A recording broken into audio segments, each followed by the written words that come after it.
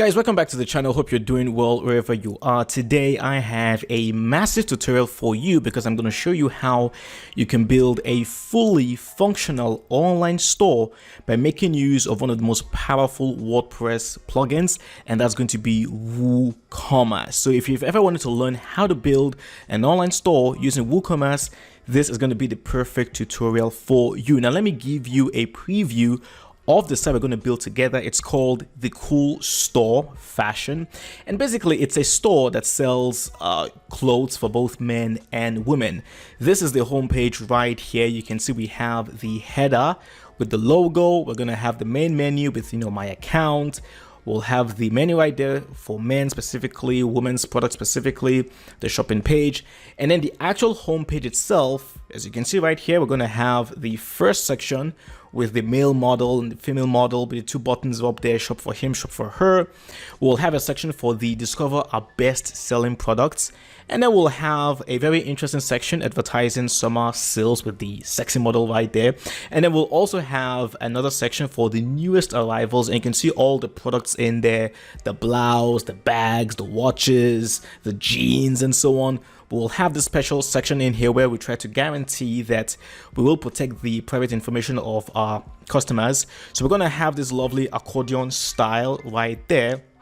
And then finally, we'll have the need to get in touch section where when they click on contact us, it will take them to the contact page. We'll have the footer down there with the copyright text on the left, and then the footer menu on the right. We're also going to build out all these other pages, the product pages for men, for women. We'll have the shopping page as well that will display all the products. And speaking of the products, I'm going to show you how you can build or create different types of products. We'll have simple products like the black chica blouse that women can add to their cart. They can add it to their wish list. But I'm also going to show you how you can create variable products as well. As an example, we have the Copper bracelet that comes in 4 different colors. So I'm going to show you how you can create all these different types of products. We're also going to customize the cart page as well. I'm going to show you how you can set up payment systems like PayPal and Stripe so that, of course, you can accept payment from your customers. You can see this is the checkout page right here. We have the Stripe section up there, and then we also have PayPal down there. I'll show you how you can do things like create shipping zones, shipping classes. We'll cover all types of functionality, like how you can enable the wish list functionality for your customers, how your customers can track their shipment. We'll also work with coupons, analytics, so much more. I guarantee that by the end of this course, you will have all the necessary skills to build yourself a fully functional online store by making use of WooCommerce. Now, let me also mention that this particular tutorial you're watching here on YouTube is actually part of my online course that I have both on Udemy and on my own personal platform at webmonkeyacademy.com. The reason why I am mentioning this is because if you're interested, you can buy my online course, and not only would you learn what you're going to learn here in YouTube, but I actually cover a little bit more in the online course. Like I talk about WooCommerce SEO, how you can enhance your conversions, enhance the SEO performance of your online store. Plus my online course, actually, you learn how to build 2 different types of websites. It's not just the WooCommerce store. I'm going to show you how you can build another website by making use of a different plugin called the Easy Digital Downloads. The difference here is that with Easy Digital Downloads, this focuses primarily on digital products, not physical products like what we have on our WooCommerce store in here. So basically, you get more value by buying my online course if you're interested. Plus, it's also a great way to support me and support what I'm doing here on the channel. So just in case you're interested, I'll have the links to the courses in the description box below. And let me also mention that this particular tutorial that you're watching here on YouTube, as I've said, is part of my online course. The online course has actually been updated 3 times. A few of the videos you watch here on YouTube belong to the previous version of the course. The reason why they belong to the previous version is because what I talked about there in the previous version is still the same today. Nothing has changed. So it made no sense for me to re-record the entire tutorials all over again. Don't worry, I guarantee that it's not going to affect your flow. You will still be able to follow the tutorial very, very well, and I will warn you ahead. I will let you know when the time comes. I'm going to inform you that, look, the next tutorial you're about to watch belong to my previous version of the course. So also, let me just mention finally that before we actually begin building out the store, I'm going to cover how you can set up your web hosting and how you can get yourself a domain name. If you already have web hosting, you have a domain name, by all means, you can skip those sections and just go straight to the section where we begin working with WooCommerce. I'll have all the timestamps down in the box below. So I hope you enjoy this tutorial. Let's now get started. Alrighty, welcome officially to the very first section where we're going to cover web hosting and getting yourself a domain name. Now, as I mentioned in the introductory video, some of the lectures you're going to take in this course belong to the previous version of the course, and this section, all the videos in here belong to the previous version. So you're going to see me in a different background. I look a little bit different. Don't worry, it's just same old me in the previous version of the course. However, if you're somebody who already has web hosting, you have a domain name, you're good on that area, by all means, you can skip the next section and just go to the next section where we actually begin working with WooCommerce. However, if you're somebody who is brand new to building websites, you're not exactly familiar with web hosting, domain names, domain registration, the next section is going to be for you. So let's get started. All right, so in this very special section, we're talking about web hosting, domains, and working with WordPress locally on your computer. Now, if you're already familiar with these topics and you don't need web hosting, you already know how to install WordPress locally on your computer, by all means, you can skip this entire section, move on to the next section. Don't waste your time here. However, if you're brand new to web development, web hosting, domain names, then this section is going to be for you. In order to take this course, you need to be able to work with WordPress. Now, this could mean either working locally on your computer, or you actually go the live route where you buy yourself a domain name, you get yourself some web hosting, and then you work with WordPress live on the internet. Now, there's pros and cons to both sides. The major pros with working locally on your computer is that, well, it's completely free. You don't have to pay any amount of money. And then second, you don't need internet access, so you can work on your website anytime. It doesn't matter where you are. The major downsides, though, is that you're not going to get the experience of working with an actual web host. So you're not going to know exactly how they protect your website from hackers and malware. You may not be able to do certain things like maybe install SSL certificates and so much, but there are basically things that you need to be live on the internet before you can actually do them. So your working experience with working with WordPress locally on your computer will be limited.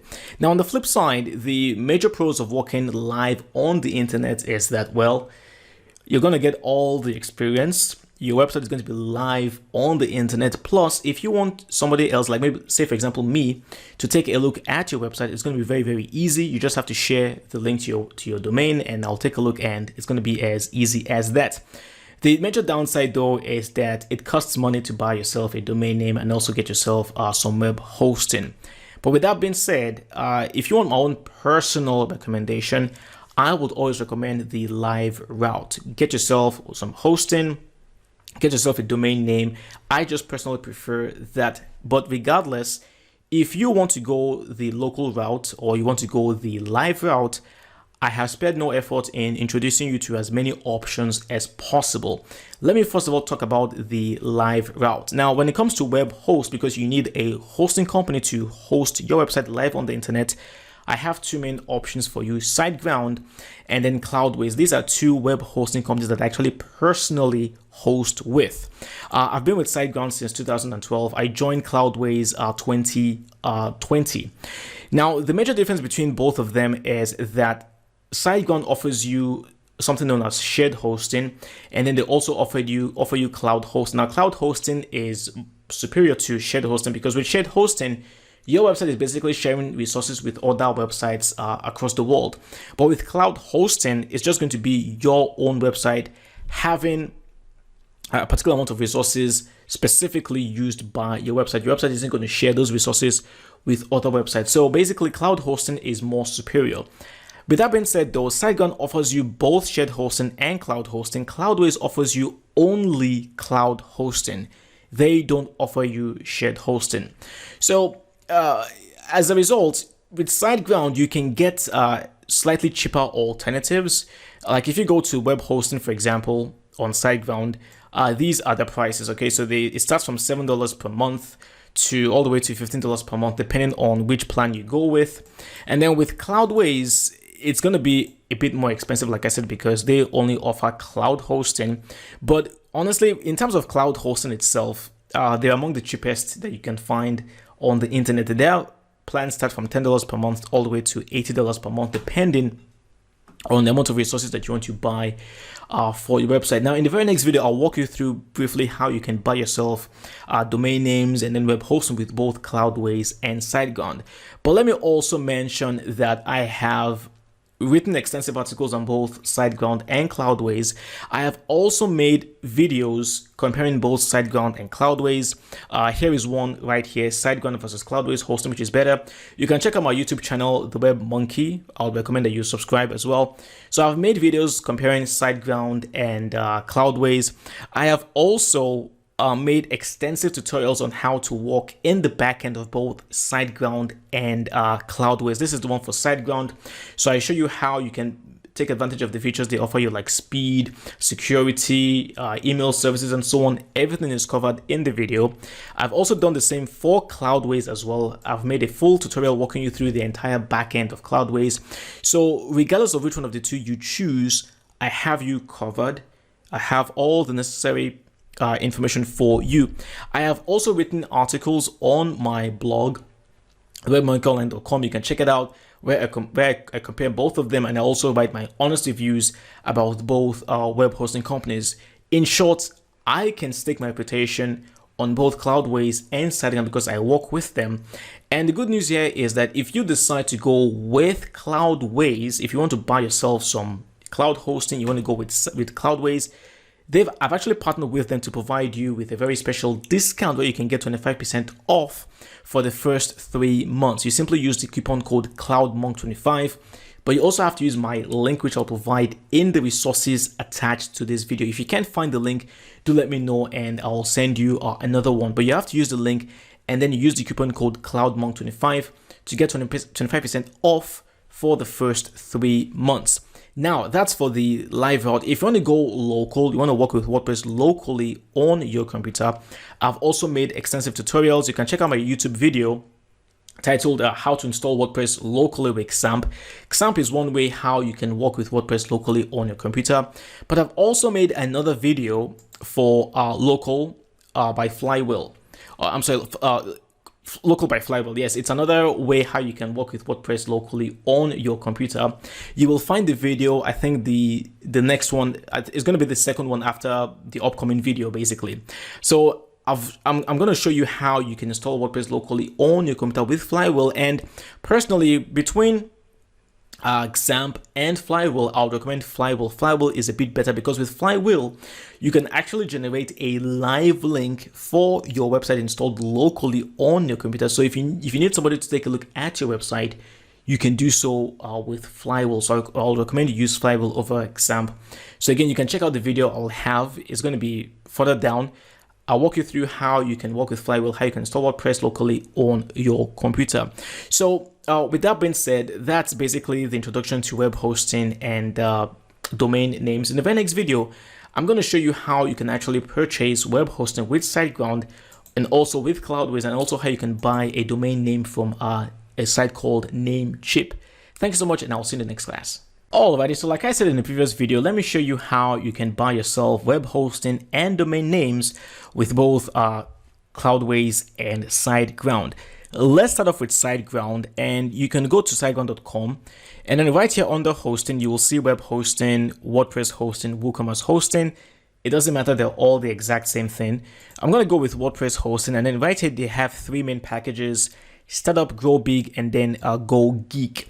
Now, if you want my own personal recommendation, you want to go with Grow Big, because with Grow Big, you can actually install as many websites as you want on that single hosting account. With startup, you're limited to just one single website. So keep that in mind. Now with GoGeek and GrowBig, obviously you see the differences. With GoGeek, you have access to more resources, more speed, more disk space, and so on. So it all depends on how much you can afford. Now I'm going to go right here, click on Get Plan. And then if you have a domain name that you've already bought from another website, you simply go with I already have a domain, and then you proceed from there. But let's just say, for example, you don't have a domain name and you want to get yourself a domain name. Well, you come in here right now and you type it out. So let me just type in something ridiculous because I know no one in the world has this domain name right now. So I'm going to go ahead now, click on Proceed. So SiteGround will check to see if it's available. And of course, it's available because no one in their right minds would buy such a domain name. So you simply fill out the information right here, put out your email, your information. Now, very, very, very important. Let me show you something. Right here where you have the data center, automatically it will default to your physical location, but you want to make sure that it's actually accurate. Now, it's set mine to Asia because I am actually in Asia right now. But depending on where you live, you have several options. You want to choose the data center that is closest to your physical location. So, for example, if you're in India, the closest would be Singapore, Asia. That's the closest to India, and so on. The reason why is because the closer you are to the data center, the faster you'll be able to access your website. So simply choose the correct data center, and then of course you can go with 24 months, 36 months, and so on. Right here, they do offer additional features like domain privacy and also their SiteGround site scanner. In all honesty, you don't need them. Okay, just ignore those two and just buy your domain name and the web hosting, and then you receive an email, and then you can proceed from there.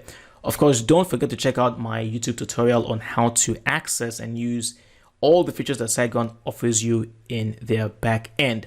Now, with Cloudways, one thing I need to mention is that with Cloudways, you cannot buy yourself a domain name. They only provide you with cloud hosting.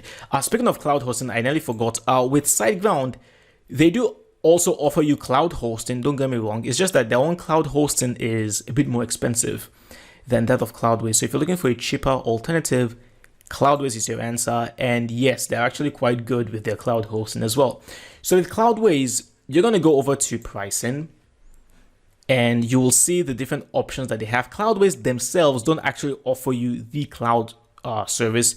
They partner with other companies. So right here you have DigitalOcean, Linode, Vultr, AWS, which is Amazon, and then Google. And of course, Amazon and Google are the most expensive, as you can see. I mean, with Google, you can go as high as $225 per month, which is insane. DigitalOcean is by far the most popular. It's also what I use. So if you're going to go with cloud hosting, I'll recommend DigitalOcean. And then right here, you choose whichever one you can afford.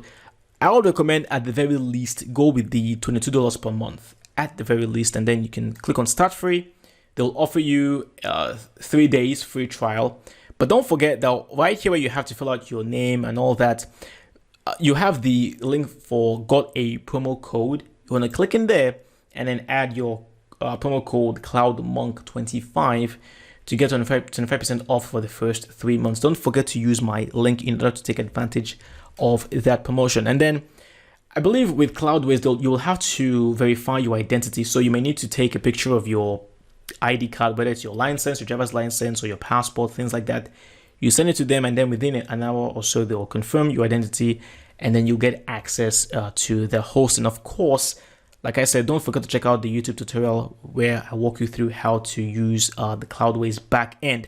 Now, I know I said earlier that with Cloudways, you cannot buy a domain name. They only offer you cloud hosting. So what's the alternative? You could buy your domain name from SiteGround, but a cheaper alternative would be namecheap.com. You can buy domain names for really, really inexpensive amounts in here. So as an example, in here again, I'm going to type in something ridiculous, hdfasdfa.com. Let's go ahead now, search for that one. So of course, Namecheap will check and verify that it's available. So let's wait. So let's wait. Okay, so you can see right now it is available, and it's only $8 per year. So I'm gonna go ahead now, add that one to the cart, and then proceed to checkout. I buy the domain name, I get my email, and I am in. Now, the question you will have here obviously is, you've bought yourself a domain name from Namecheap, you've gotten yourself cloud hosting from Cloudways. How do you connect both of them, right? Well, it's very, very easy. In the YouTube tutorial, I show you how to do so, but Cloudways also have an actual document right here. I explain to you the entire process. You have to create something known as an A record on your Namecheap account. They show you all the steps in here. It's right there. It's very, very, very easy. I guarantee you it's not going to take more than 5 minutes.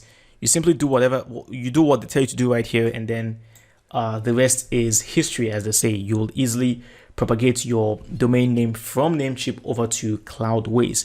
Of course, if you run into any issues, if you run into any difficulty, you can contact Cloudways. Their support is also very, very good, and I guarantee you that they will be able to help you out. So if you have any more questions about SiteGround, Cloudways, or Namecheap, of course, do let me know. I'll do my best to answer your questions as soon as possible. So hopefully I've been able to give you enough guidance on how to get started with web hosting, domain names, SiteGround, Cloudways, and so on. Thanks so much for watching, and of course, I will see you in the next class. All right, so once you log in, this is going to be basically your client area. In order to add a new website for our WooCommerce store, I'm going to click on the websites tab right here, and then up here you'll see new website. You can see I have a ton of websites hosted with SiteGround. So I'm going to click on new website, and the thing is, you don't have to have bought yourself a domain name. You can simply create a temporary website for the time being, finish building your site, and then you can buy your domain name and then simply transfer all the files from your temporary website over to your permanent website. There are plugins that can help you with that, and SiteGround can also help you do that for free as well. So I'm going to click on temporary domain, click on select, and automatically SiteGround will generate a domain name for you.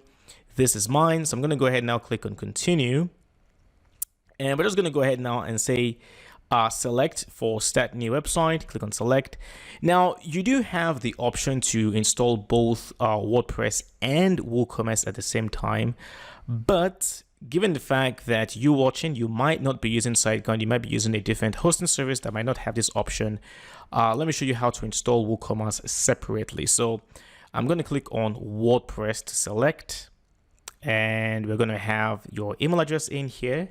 Let me go ahead and add my official email address in here, alex@thewebmonkeyonline.com, and then I have my password, which I already know what it is. So I'm going to go ahead now, simply click on continue, and you do have the option to add a site scanner if you want to, but I'll just ignore that for now. I'll click on finish, and there it is. So this is going to take about 2 minutes. I'm going to pause the video right now and resume the video once the site has finished installing WordPress. All right, welcome back. So as you can see right now, I've gotten this message saying site creation is taking longer than usual, and that I'll receive a confirmation email once the installation has finished. Now, if you see this, don't worry. I think there's a bug currently there's currently a bug with SiteGround's installation. I don't know why this happens, but one thing you could simply do is just go to your websites, okay? Go back to your websites tab, and if it has finished, you will see the temporary domain that you were given. You can see mine right here, Alexander48, July 1st, 2022. It has been created, and if I click in there, now you can see WordPress has actually been installed already. So you can just ignore this message. If you don't see the temporary domain just yet, just wait for another few minutes, and I'm pretty sure that you'll eventually see it. Okay, let me go ahead and close this. Now for the site itself, notice up here that we have the not secure sign saying that your connection to this site is not secure. Now the reason why is because we've not installed something known as SSL. Secure Sockets Layer. This adds an additional layer of security and helps to protect and encrypt very important data like credit cards, email, passwords, things like that. So for your e-commerce site where you're likely going to be selling items and your customers would pay with debit cards or credit cards, you want to make sure that data is encrypted. So we'll have to install SSL. Now, how do we do that? What you want to do right here from your SiteGround backend is right next to your domain name, you will see Site Tools. This is now going to be the actual proper admin area where you can manage all sorts of different settings for your website. So what I'm going to do right now to install SSL is right here. I'm going to click on security and then you will see SSL manager. Click in there. And then right here where you have select SSL, simply go with the let's encrypt. I'm going to choose that one, click on get. And again, this might take 1 or 2 minutes. I'm going to pause the video one more time and wait for the SSL certificate to be installed. All right, welcome back. And as you can see right now, Let's Encrypt has been installed. And you can see right now it is active until the 29th of September. And you can always renew your SSL certificate. It's absolutely free. Okay, now that's been done, I'm going to go back in here to my browser. I'm going to go ahead and do a hard refresh. Don't worry if you still see the not secure sign up there. Usually it might take a while for your browser to recognize that your site indeed now has SSL. So don't worry about that. I'm going to go ahead now and log in to the back end. So that'll be wp-admin. Make sure you add the / first. wp-admin. And then I'm going to provide my username, which is basically my email, and then my password that I used during the installation. And now let us log in. Okay, if you've installed WordPress with SiteGround, you will likely see this WordPress starter guide wizard. You can just go ahead and just click on exit. We don't need to do that one. So let's exit that. And there it is. All right, so now if I go back up here, do you now see this padlock? See, it has changed from not secure to the padlock. So if I click in there, now it says connection is secure. So again, if you still don't see the padlock, don't worry. You can do a hard refresh, but I guarantee that within a few hours, your browser will recognize the fact that you do in fact have SSL installed. So with SiteGround, you will also get 2 additional plugins installed. You have the SiteGround Optimizer plugin for caching, improving the speed of your site. And you'll also have the SiteGround security plugin installed as well. So if you're using a different web host, you might have different plugins installed. You may not even have any plugins installed at all. It all depends. But that's it for installing WordPress and SSL on our site. Join me in the next video where we'll now go ahead to install WooCommerce. All right, we're moving on to install WooCommerce on our site. I'm going to come down here to plugins, click on add new. And we're just going to type in WooCommerce. Let's search. And this is the one right here, the very first one. Let's click on install. And WooCommerce have changed the way they install the plugin quite a few times already. This is the latest way.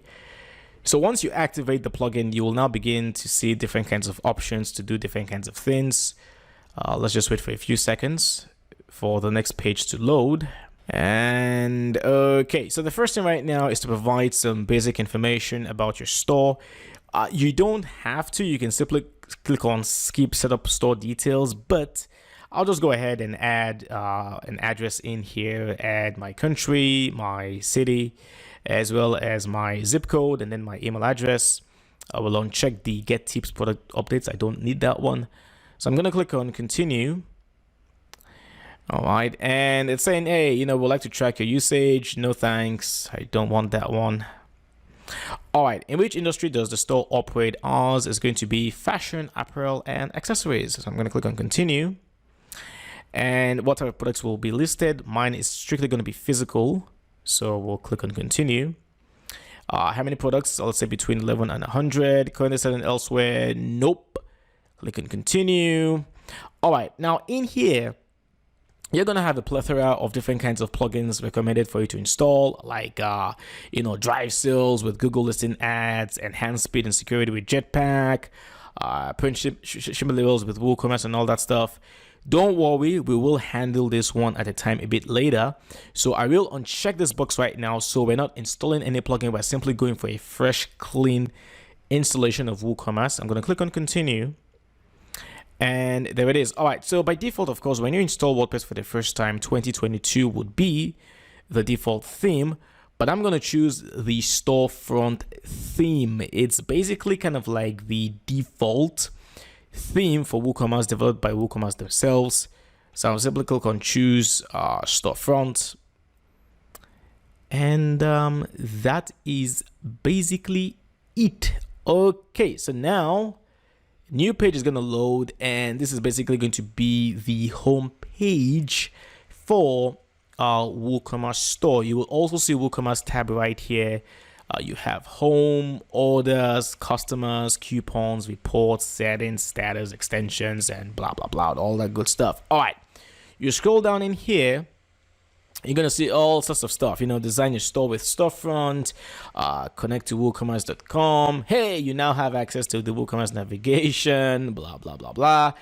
Don't worry about any of this. We're going to handle this as time goes on. That's basically the installation of WooCommerce. One more thing I wanted to mention before I round up this video is if you go over to your settings under WooCommerce, and then under the general tab, this is where you can make adjustments to your store address. You have the general options where you can choose your selling locations as well as the shipping locations. So you can say, all right, we're going to sell to all countries except, and then you can name those countries you're not going to sell to, or you can sell to just very specific countries, or you can just sell to all countries. And then same goes for the shipping locations as well. And then the default customer location is just going to default to your own region, your own country. And then you can enable tax rates and calculations. Personally, I'm not going to do that, so I'll keep this box unchecked. And then you can also enable the use of coupon codes, which is a very powerful marketing tool. And then you have this very interesting option, calculate coupon discounts sequentially. Basically, when applying multiple coupons, apply the first coupon to the full price and the second coupon to the discounted price, and then so on. This is subjective. There is no right or wrong choice here. Personally, I feel if a customer is going to use a coupon, they should be allowed to use just one coupon and not multiple coupons at the same time. They might end up getting a product completely free. So I will not check this. And then, of course, currency options. You can choose your currency from United States dollar. Maybe you're in Uganda. You can go with the Ugandan shilling and so on. Currency position. And then, of course, you can choose the number of decimals, decimal separator, and all that. So that's basically it for WooCommerce installation. Thank you for watching. I will see you in the next class. Alrighty, let's go ahead now and create our shipping zones for our products, because we are going to be shipping to customers in the United States, outside the United States, like let's say Canada, and then international shipping as well to parts of Europe, Australia, Asia, and so on. So what we're going to do is we're going to go over here to settings, all right, under WooCommerce. Oh, by the way, do forgive me, I forgot to mention in the previous video that when you install WooCommerce for the first time, if you go to your pages, you will see several pages created for you automatically by WooCommerce. You will have the cart page, checkout page, my account page, the privacy policy page. I believe this is actually created with WordPress by default. I might be mistaken, but I think this one is by WordPress. Refund and returns policy is definitely by WooCommerce. Sample page, this is by SiteGround. I'm just going to go ahead and trash the sample page. We don't need that one. And then you will also see the shop page. This is, of course, also by WooCommerce as well. So don't be alarmed if you see all these pages like, where did all these pages come from? This is from WooCommerce. Okay, let's go back to WooCommerce, go to settings, and let's come down here to shipping. I'm going to click in there. All right. Now, the first thing we're going to do is we're going to add a very first shipping zone. And you can see right here, it says a shipping zone is a geographic region where a certain set of shipping methods and rates apply. Let's go ahead and click on add shipping zone. The first one we're going to do right here is this. Because my store is based in Maryland in the United States, I am going to call this zone name local. Okay. Basically, anyone located in Maryland, they're basically local to our store. So let's imagine that we have several stores in, like, Baltimore, Townsend. If you've never lived in Maryland before, you probably don't know what I'm talking about. But basically, Maryland is a state in the United States, and there are several towns and cities in that state. So basically, anyone who lives in Maryland will be entitled to the local shipping zone, which will have some perks. So let's call this zone name local, first of all, okay? And for the regions, I'm going to type in Maryland, okay? And trust me, WooCommerce is very, very extensive. You will find cities, states, towns from all over the world with WooCommerce. So I'm going to click on Maryland, United States, okay? And the thing is, you can even limit to specific zip codes. So maybe you're in a particular town and you only want people who live in that particular town to be categorized under the local shipping zone. You can simply come in here, click on limit by specific zip codes, and then you can add the zip codes in here if you wanted to do that. It is that precise. However, I'm not going to do that. I'll just keep local for everyone in Maryland. Now, we have a shipping zone. We need to attach shipping methods to this shipping zone. So I'm going to click on add shipping method down here. And the first one in here is going to be a flat rate. Let me go ahead and add that shipping method. All right. Now, we're going to go ahead now and edit the flat rate. We'll call it the local rate. This will be for people who maybe live a bit far from where our physical store is and they need us to actually deliver the package for them. So we'll call down local rate. Taxable, we're going to make it non-taxable. The cost here is just going to be $9.99. Okay, so basically $10 for us to ship it to you anywhere in Maryland. Save our changes. Okay, we're going to add another shipping method and we're going to provide free shipping as well. Let's add that one. I'm going to come in here and click on edit for the free shipping. However, we're not just going to provide free shipping, unconditionally. Okay, you will have to spend a certain amount of money on our store before we can provide you with free shipping. This is just standard. So right here, it says free shipping requires, I'm going to click in here and say, well, a minimum order amount. So let's say you spend a minimum of $50, then you can get our free shipping. Now, this here right here is very, very important. It's also subjective, but this says apply minimum order rule before coupon discount. You typically want to check this box because imagine you have a product that does cost $50. Ideally, if somebody bought that product, they will be entitled to free shipping, right? But let's say they got themselves a coupon that gave them like a 50% discount, for example. Okay, so in reality, they're spending only $25 on that amount. We don't want to give them free shipping because now they're only spending $25. So by ticking this box, you're basically saying, hey, whatever coupons you're going to apply, at the end of the day, you still must spend at least $50 before you can be entitled to free shipping. So I'm going to click on save changes. And there it is. And then last but not least, because we are local, maybe the customer is just 15 minutes drive away. We can provide them with a local pickup. So they can just come in and pick up the product from our store. So we're going to add that. And that's basically 3 different shipping methods for people who live in the Maryland zone. Okay, I'm going to go back to shipping zones and we're going to add another one. Let's add a new shipping zone. And we're going to call this one basically United States. And let's also say in Canada. Okay. Canada. Oh, Canada. Okay. So United States and Canada. And then the regions in here, obviously, we will say United States and we will also say Canada. All right. Shipping methods, we're going to add the very first shipping method in here, which is going to be a flat rate. So let's go ahead now and edit this one. So we'll call this one the domestic. Okay, let's just call it domestic rate, non-taxable. Cost here would be $19.99. Save changes. Let's also add free shipping as well. However, for free shipping, you would need to spend a minimum of $100. I think that's fair, right? Let's go ahead and save our changes. And there it is. Okay. Last but not least, because we're also planning to ship to, customers in South America, in Asia, in Europe, in Africa, in Australia, we'll create one more shipping zone. And that one right here is already covered. This one, it says locations not covered by your other zones. So we'll just choose this one, okay? And we'll just simply say manage the shipping methods. Let's go ahead and add this one. We're going to provide a flat rate. So we're going to edit the flat rate. We'll call this one the international rate.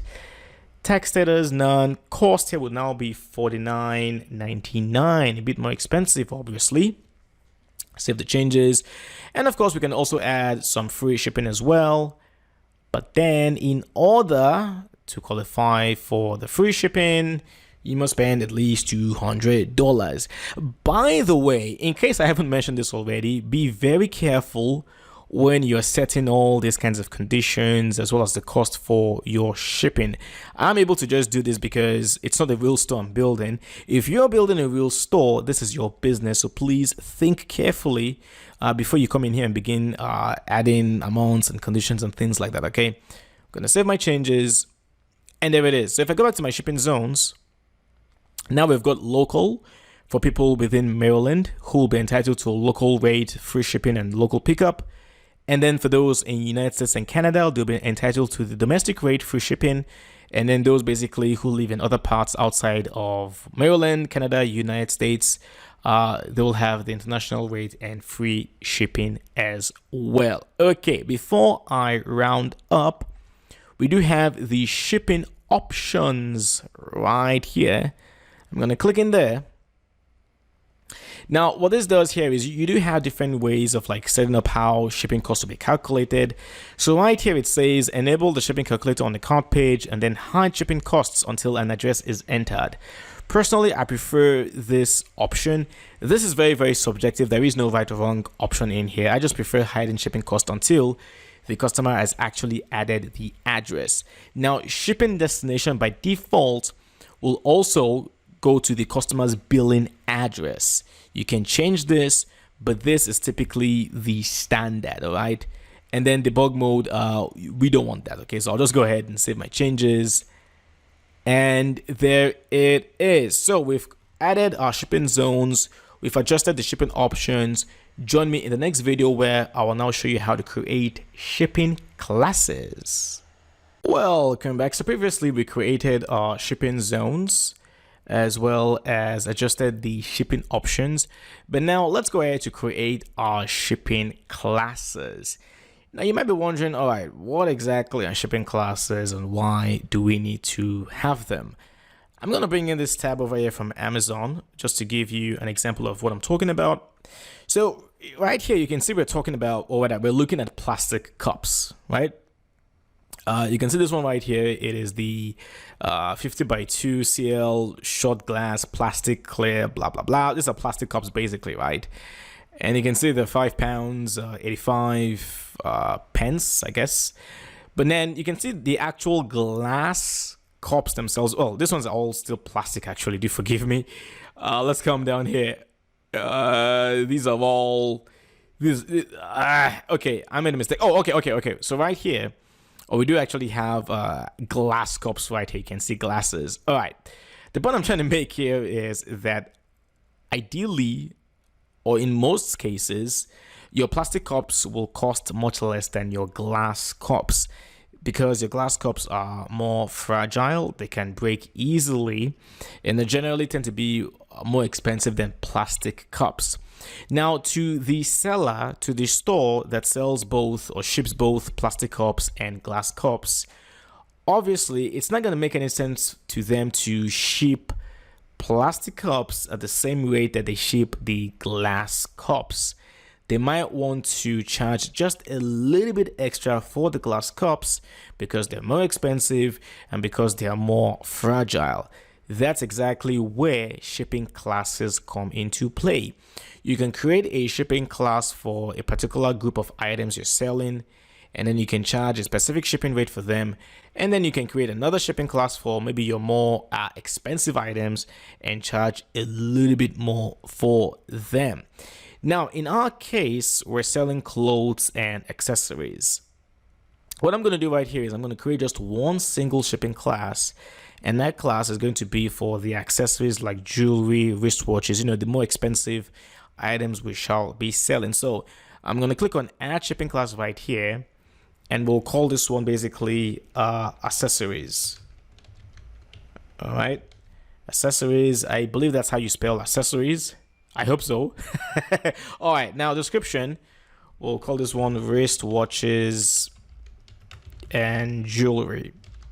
All right, so basically any items that fall under wristwatches, jewelry, they'll have the shipping class of accessories. All right, let's actually even call them delicate accessories, because not every accessory is delicate. Okay, and there it is. I'm going to go ahead now and click on save shipping class. You don't have to add a slug. WooCommerce will do that for you automatically. So we've saved the shipping class right now for our delicate accessories. Now, check this out. I'm going to go back to the shipping zones. All right. Let's come down here first to the international zone. I'm going to click in there. And now let's go over to the international rate. Click on edit.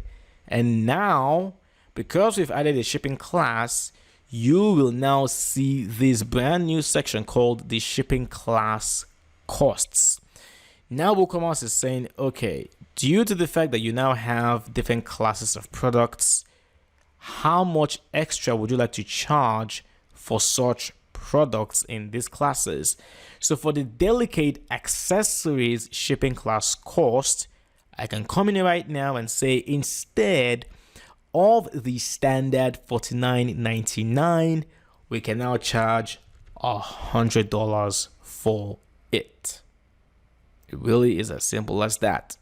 And then for the no shipping class cost, so basically our other items that don't fall under the delicate accessories cost, we can just provide them with the same old $49.99. Okay, so up here, the cost in here, you can actually remove it. We don't need that cost in here anymore. However, there is something very, very, very interesting when it comes to your shipping class costs. See, this 100 that we've added in here, that's the flat rate. It doesn't matter how many accessories these customers are buying. They could be buying 10, 20, 30 delicate accessories, and we're still going to charge them just $100 for everything. We don't want that, right? So there are ways how you can add specific conditional calculations in here that would say, okay, for every delicate accessory they are trying to buy or to ship down, we're going to charge an extra $10 for everyone, things like that. Okay, let me draw your attention to this document right here from WooCommerce.com. It's under the flat rate shipping documentation. Right here, you have this section here called the advanced costs. Right here, this would allow you to charge a flat rate per item, or maybe even a percentage-based cost or a minimum fee. You have available placeholders in here like quantity, fee, but here are two very good examples. Look at this one right here. It says a base shipping cost of $10. So basically, first of all, we're going to charge you $10 for the shipping, and then we'll charge you an extra $2 for every item in the cart.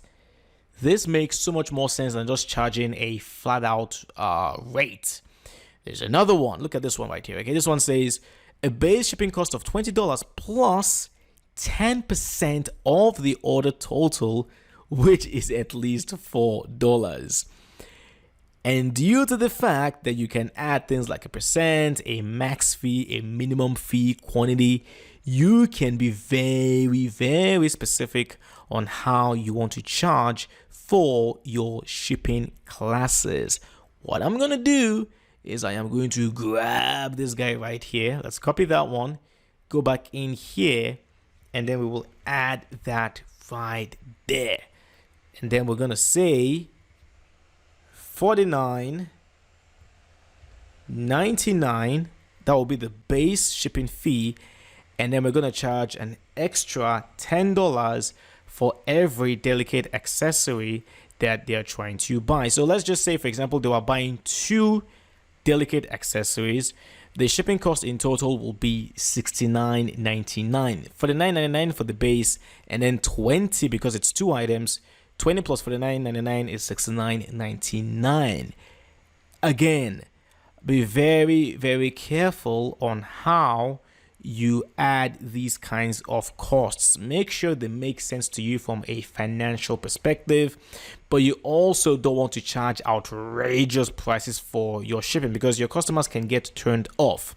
Last but not least, right here, you have this very interesting option, the calculation type. Now, what happens in situations where a customer adds, let's say, 3 delicate accessories, but then they add like 5 other items that are just regular items? How will you now charge for the shipping?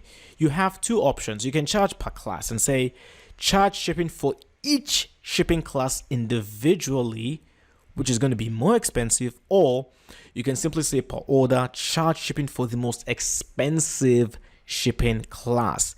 I like this second option. You're simply saying, hey, rather than us charging you separately for each class, we're just going to choose the most expensive class and charge you for that one. So I'll just go ahead and choose change shipping for the most expensive, charge shipping for the most expensive shipping, and save changes. Okay, so that's going to be for the international rate. Now, for the free shipping, this still remains as it is. You can, of course, increase this since you're also now adding delicate accessories if you want to. Let me go ahead and close this.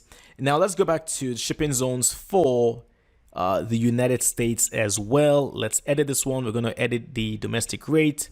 So in here again, I'm just going to grab $19.99. Add that one for the no shipping class cost, and then I'll simply come in here once again, copy this option, and then paste that right there, and then change this one to $19.99, and we'll just make this one be like $4 extra.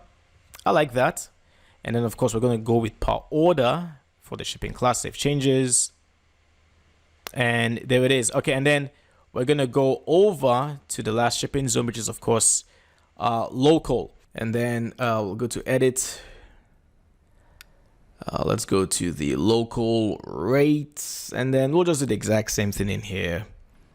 We'll charge $9.99 for the no class, and then for the delicate class we'll just charge $9.99, and then we'll just say, you know, an extra $2 for every delicate item being purchased, and we'll go with per order in here. Save my changes, and that, oops, there is a problem in here. What's going on? I'm gonna go back to the local rate. I'm not sure what I did wrong,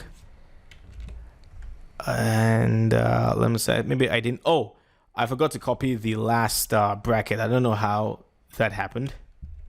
Okay. That should be a closing bracket. Okay, my apologies. Save changes. And there it is. All right, so, you know, you have all the options in here to create as many shipping zones as you want, as many shipping classes as you want. And by the way, there is a plugin. Let me show you. It's called the Advanced Flat Rate Shipping Method for WooCommerce. It's quite expensive. It's about $99. But again, this is a WooCommerce store you're building. What this plugin does is that it would allow you to add various kinds of conditions, and you can charge based on all these conditions that you've done. So in here, how it works, for example, it says basically you can apply rules related to following parameters, like, country, state, postal code, product name, things like that, the product weight, the shipping class. Here are some examples. You can apply free shipping for the customers in New York and Sydney. You can charge $50 for shipping a mobile phone to Britain. You can charge no shipping money if a buyer purchases 15 footballs in one go. Like, the amount of conditions you can set are simply insane, and that's why it is quite expensive, but you get a lot for what you are basically paying for. And I'll recommend you that you check out the plugin. I'm gonna ask WooCommerce if they can give me free access to the plugin. Maybe I might be able to make a YouTube tutorial showing you how to make use of the plugin. But that's basically it for creating shipping classes for our products. Thank you for watching. I will see you in the next class. All right, so we're getting ready to begin to put out the products for our store. But before we do that, we need to get some images that we're going to use, and I will provide for you all these images you're seeing right here. I'll have them either in a zipped folder or in an XML file. Now, if you want to download the images using the XML file, what you want to do is you come down here to Tools, you would go to Import, and if it's the very first time you're doing this, you will see WordPress down here. You would see the Install Now. Simply click on Install Now. You will install the WordPress importer, and then you would run the importer. You will then have the box asking you to choose where you want to get the file from. Simply click on Choose File, select the file, and then simply import them. The alternative, of course, would be to go with the zipped folder. Simply extract all the items from the zip folder and then upload them over to your media library. So you can see right here, we have a ton of different products for men, for women. We have like accessories, we've got a watch, we have hoodies, jeans, sneakers, bags, and you name it. So please go ahead now to add the images we're going to be working with in the products. Alrighty, hopefully you've been able to get your images. Alternatively, of course, you can always use your own personal images if you prefer. But let's go ahead now to create our very first product. So I'm going to come down in here to products, and I'm going to click on add new for the product. And the first one we are going to add is going to be the cool blazer. All right, and I do have some text in here for the description. It says a very stylish and classy blazer for men. Now, right here on the product categories, we haven't created categories yet, but what I will do is to create a brand new category by clicking on add new category, and I will call this one blazers. Okay, so let's add that to the category. So it's going to fall under the category of blazers. And then for the tags, we can call the tags blazers. You press enter, and then we can add for men as well. All right, and we can even add another tag like classy, it's just something like that. Let's just add that. All right, so blazers, men, classy. Now for the product image, let's go ahead and choose the image we are going to use, and it's the one right here. That is the classy cool blazer. Let's set that product image, and then right here we have the additional gallery images. So we'll just go ahead and add this one and then the other one in here as well. So we have two. Add them, and there you go. All right, now going over here where you have product data, we have several types of products. Okay, we have simple, grouped, external, and then variable. We'll talk about this a bit later, but we're just going to choose this as a simple standalone product. It's not virtual, it's not downloadable, it's an actual physical product. So we're going to keep that, keep these boxes unchecked. And then right now for the price, let's set this at $699 US.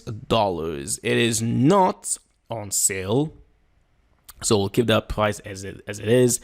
And then right here on the inventory, we can add an SKU just to manage the stock, I guess. So we can add the number CB, cool blazer, men, and then 1. I'm just making this up, okay? You can have your own SKUs. You can choose to manage your stock at a product level, and then we can say, all right, for this particular product, we have 10 in number, right? And then back orders. Do you want to allow back orders? Basically, it says right here that if managing stock, this controls whether or not back orders are allowed. If enabled, stock quantity can go below 0. So basically, if you wanted people to be able to order this product, even though it's out of stock, you can allow that. Personally, I will say don't allow. But then you can also say just allow, but then you notify the customer saying, hey, the product is out of stock. We'll try to replenish it as soon as possible. Personally, I'll just go with do not allow. And then for the low stock threshold, like at what point should you be warned or told by WooCommerce? You'll get it via email that, hey, look, this stock is running low. The default here is set to 2, but of course you can increase this one to 3, 4, 5. It's entirely up to you. And then finally, sold individually. Enable this to only allow one of these items to be bought in a single order. I'm not sure under what circumstances you would want to check this, so I'll just keep that one unchecked. I mean, if a customer wants to buy 10 of these at once, by all means, buy them and give us the money, right? So I'm gonna go ahead now and simply paste the product short description right there. And then shipping, right here, again, you can add things like the weight, dimensions. Now, the shipping class in here, we can choose delicate accessories, but it's not an accessory. So if you're actually selling real life jackets on your store and you wanted to charge extra for the shipping, you can create a class, call that class blazers. And then down here, this is where you'd be able to choose the shipping class blazers for that particular product. Linked product, you have upsells and cross-sells, right? Upsells refer to products that are kind of like within the same category but are a bit more expensive. So it's just a marketing tactic to try to get the customer to pay even more by going for maybe a slightly more expensive, better product. And then you have cross-sells where it might be a product in a different category but matches well with the blazer. So in this case right now, we could add a cross-sell like maybe a watch or a particular kind of shoe or a necklace that goes well with the blazer. But since this is the very first product we have, we're not able to add anything in here. And then attributes, we'll talk a bit more about this while dealing with variable products. Under the advanced tab, you can add like a very specific purchase note saying, hey, thank you so much for buying this blazer. And in fact, let's do that. Let's just do that right now. I'm going to say thank you for buying this blazer. All the ladies are gonna look at you twice. All right, now menu order, we'll keep this one on 0, and of course we're also going to enable reviews as well. Get more options, yeah, we'll just ignore this one for now. Okay, let's just go ahead now and simply publish our cool blazer. And there it is. So we do have a very first simple product called the cool blazer. And then of course I can go ahead now to view the product and let's see what it looks like. And there you go. We have the jacket right there. And of course we have the gallery images right there. $6.99, a very stylish and classic blazer for men. We have got 10 in stock. SKU is CBM1, category is blazers, tags blazers, classy man, description, a very stylish and classy blazer for men. And there it is. So we successfully created our very first simple product. Join me in the very next video where we will now create a variable product. Alright, so in the previous video we successfully created our very first product, which was a simple product, the cool blazer. But now we're going to create a second product that's going to be a variable product. What product is that going to be? Well, let's go ahead and find out. The product we're going to create right now is going to be called the melon melon handbag. Okay, all right, and it's basically a stylish bag crafted to look like a melon fruit. All right, now for the categories, we're going to add a new category in here. We'll call that one bags. All right, add a new category.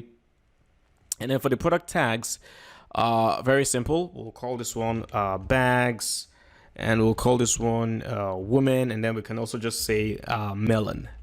All right. Okay, now for the product image, I'm going to go ahead and choose. You can see right here, we're going to have 3 of these, right? So we have green, orange, yellow. I'll choose the green one as the main product image. And then for the gallery, I will just choose the orange and the yellow ones. Add to the gallery. And there it is. All right. Now, right here where you have product data, we're going to switch this now to variable product. Variable because we have various types. We have the green color, the orange color, and the yellow color. That's why we're giving it the variable product. Okay, now what you want to do is right here where you have your attributes, you're going to click in there, and then we can add a custom attribute, and we're going to call that custom attribute color. All right. You can have other custom attributes like price, weight, things like that. Okay. But we're going to say color, and then it's going to be visible on the product page. We're also going to use it for variations as well, because we're going to set slightly different prices depending on the color. All right. So I'm going to say used for variations. And then for the actual values, this is where we'll now have to add the value. So in capital letters, I'm going to add green first. Okay.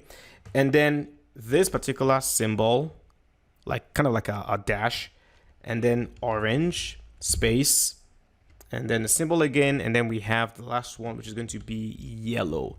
These are the 3 different colors that we have. We're going to save the attributes. All right. And now you want to come down here to variations. This is where we're now going to create the variations. You click in there, and now we're going to add variation and simply say create variations from all attributes. Let's go ahead now and do that one and click go.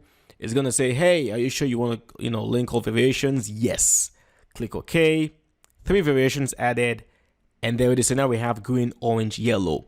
By the way, if you are adding other attributes like, let's say, price, weight, and then color as well, when you now create the variations, you will have like green with the price of $9 and then weight of 2 pounds. You will have green with the price of $10 with a weight of 1 pound, and so on. Basically, the number of variations that will be created will depend on the number of attributes and their values that you've added. All right.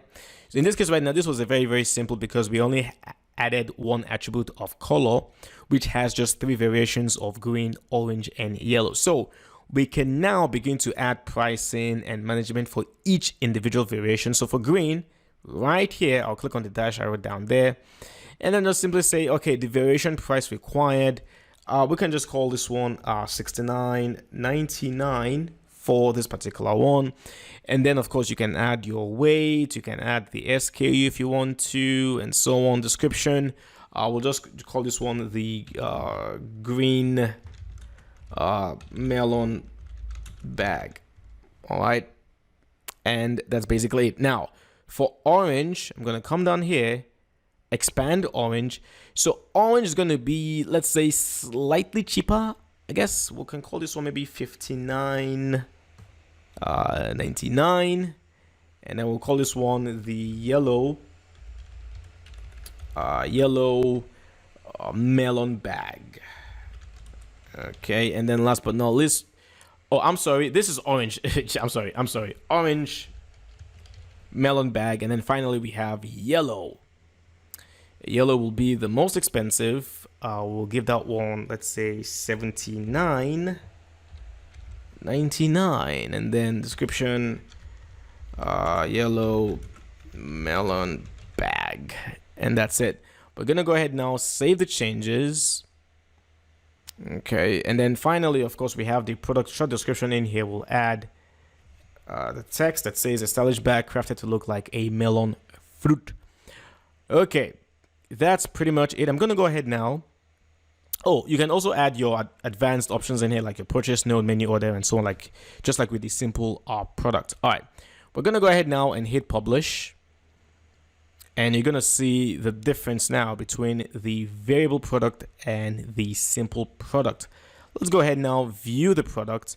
So right now you can see that because we chose green as the default featured image, we have green in here, but then in the gallery we have the yellow and then the orange options. And now you can see the price, and it says between $59.99 to $79.99 based on which option you're choosing. So if I choose orange right now, the orange melon bag, it's going to be $59.99. Or if I go with yellow is going to be $79.99. Or if I go with green, that's going to be $69.99. So that's exactly how you can create variable products with WooCommerce. All right, so now that we've created a simple product as well as a variable product, I want to show you how to create a grouped product and what exactly it is. Now, in order to do so, I have already gone ahead to create two new simple products. We have the Ninja hoodie here, which I have added. You can see it's $49.99. And I also added another hoodie, which is the Woo hoodie. It's also a hoodie, but just a different style, a different design. You can see this one has the Woo symbol, while the other one has the symbol of like a ninja in it. You can see it right there. All right, let's go ahead now and add a new product completely, and we're going to call this one the hoodie. Okay, and we're going to describe this as a range of classic hoodies for men. All right, now I'm going to add the new category of hoodies right there. Set a product image. We're going to choose one of the hoodies as an image. We'll choose the gray one, and then for the gallery we'll just go ahead and add these other ones as well. We could also add for the red ones as well. We also have like a red hoodie. Let me just add those in there. All right, now check this out. All right, for product data, I'm going to switch from simple to now grouped. Now, you might be thinking, okay, so what's the point of a grouped product? Essentially, a grouped product is simply used to, think of it this way, right? Let's say, for example, you wanted to create a class or a category of a particular kind of product. In this case right now, it's a hoodie. But for the hoodie, we have different types of the hoodies. We have the Woo hoodie, and then we have the Ninja hoodie. So rather than displaying the Woo hoodie separately and then the Ninja hoodie separately, we can display them together under a single grouped product known as hoodie. Don't worry, if you're still confused, you will understand in just a moment. What I'm going to do right now is, since I've switched to group product, I'm going to come in here right now and click on linked products.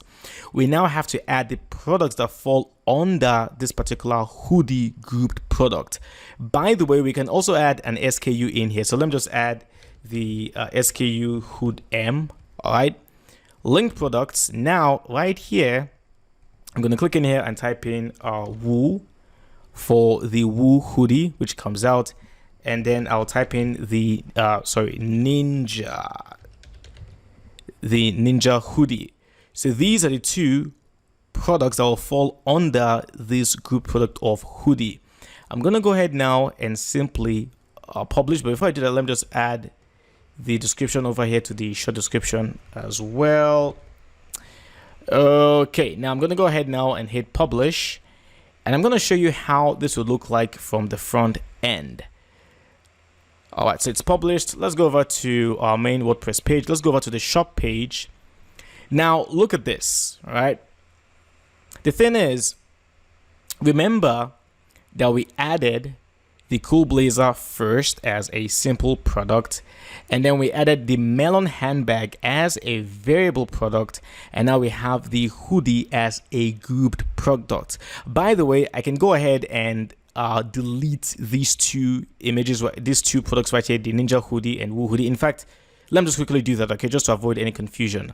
Let me just simply go back to products and let me delete the Woo hoodie and the Ninja hoodie. Okay, so we're not going to have them as simple products anymore. Delete, and let's go. All right, I'm going to go back to the shop page. Okay, now look at the difference between these three. For the simple product, all the customer can do is to simply click on add to cart. It's just one product, add to cart, buy it, get out. The hoodie, because it's a grouped product, is basically a product that has other products in it. You have the option to view the products. And then when I click on view products, now here you can see the description, a range of classic hoodies for men, and then we have the Woo hoodie, and then we have the Ninja hoodie. These are all similar types of hoodies under the group product of hoodie. If I go back to the shop page for the variable product, it's not add to cart, it's not view products, but rather it is select options. You see how WooCommerce differentiates from a simple product to a group product to a variable product. One major difference between a group product and a variable product is that a variable product is the exact same product. It just has different styles. In this case right now, the melon handbag for green is the exact same melon handbag that is yellow, that is orange. The only difference is the color. Every other thing is the same. The brand is the same, the weight is the same, the general style is the same. It's just the color that differentiates them. That's why it's a variable product. But a group product are slightly different. In the case of the hoodie right now, yes, the Ninja hoodie and the Woo hoodie are both hoodies, but they're of different designs. The Ninja hoodie has a ninja, which some people might not like, while the Woo hoodie has the Woo logo, which some other people might prefer. So even though they're hoodies, they might be different in like the weight, they might be different in the price, they might be different in the color, they might be different in the brand as well. They might have different kinds of variations. They just tend to fall under the same category of hoodie.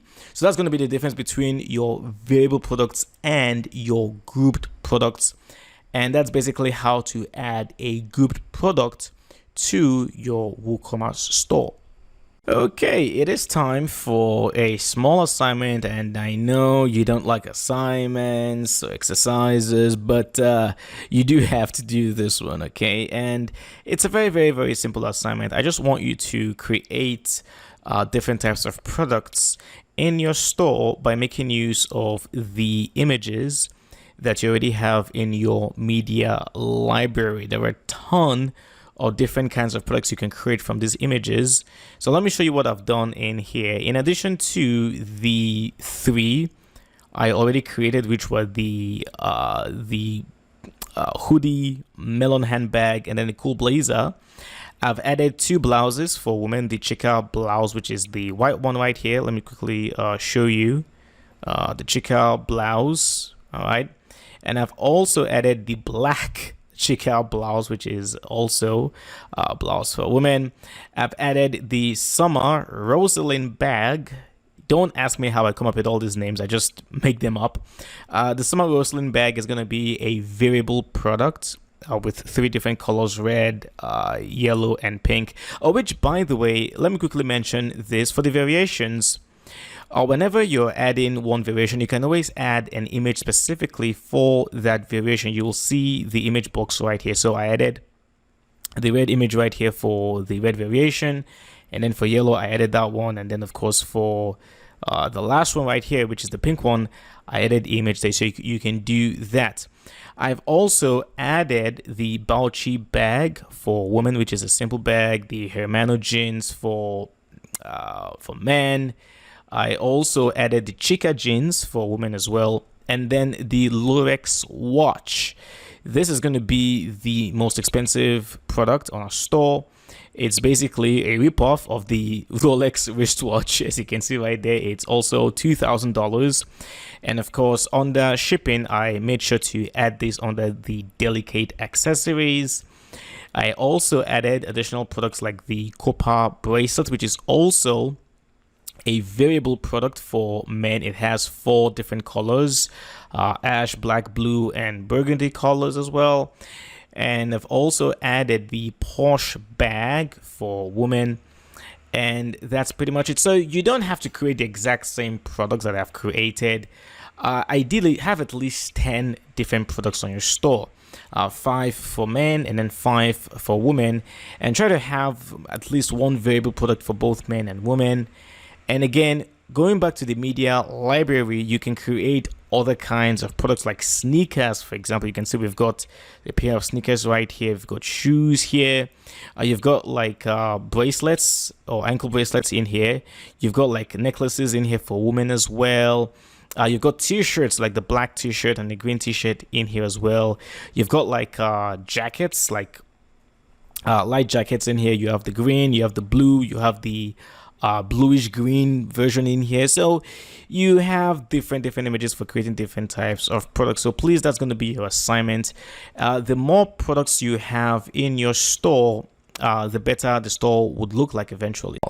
Just a quick update to the video. It's much better now if you created the parent categories of men and women and then have the subcategories under them.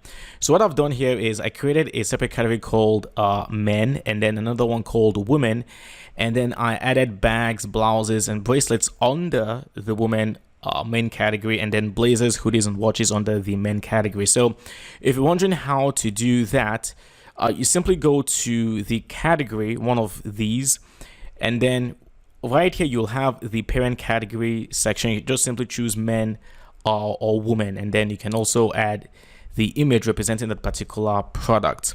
Now jeans, if you see, I do have jeans right here. I didn't set this under men or women because we do have jeans for both men and a woman, so I just left that on its own. I'm gonna make the men category, I'll make that the default category, and then this annoying uncategorized category, I'll just go ahead now and delete that. So you don't necessarily have to have 3 product categories under the men and then also 3 product categories under the woman. You can have as many as you want. I'm just trying to be equal here, have 3 for men, have 3 for women, because it will make our main menu look quite nice a bit later once we begin working with the header of our website. So that's basically it. Thank you for watching. Do the assignment and I'll see you in the next video. Hopefully you've completed the assignment and you've added different products for both men and women. Now let's talk about upsells and cross-sells. I already talked about this a bit earlier, but now let's shed more light on it. I'm going to go over to the Bauchi bag I have right here, and I'm going to edit this. All right. Now, if I come over here to linked products, you can see we have upsells and cross-sells. Now, as I said earlier, upsells are products that are going to be a bit more expensive, that are going to be of a higher class than the one currently been shown.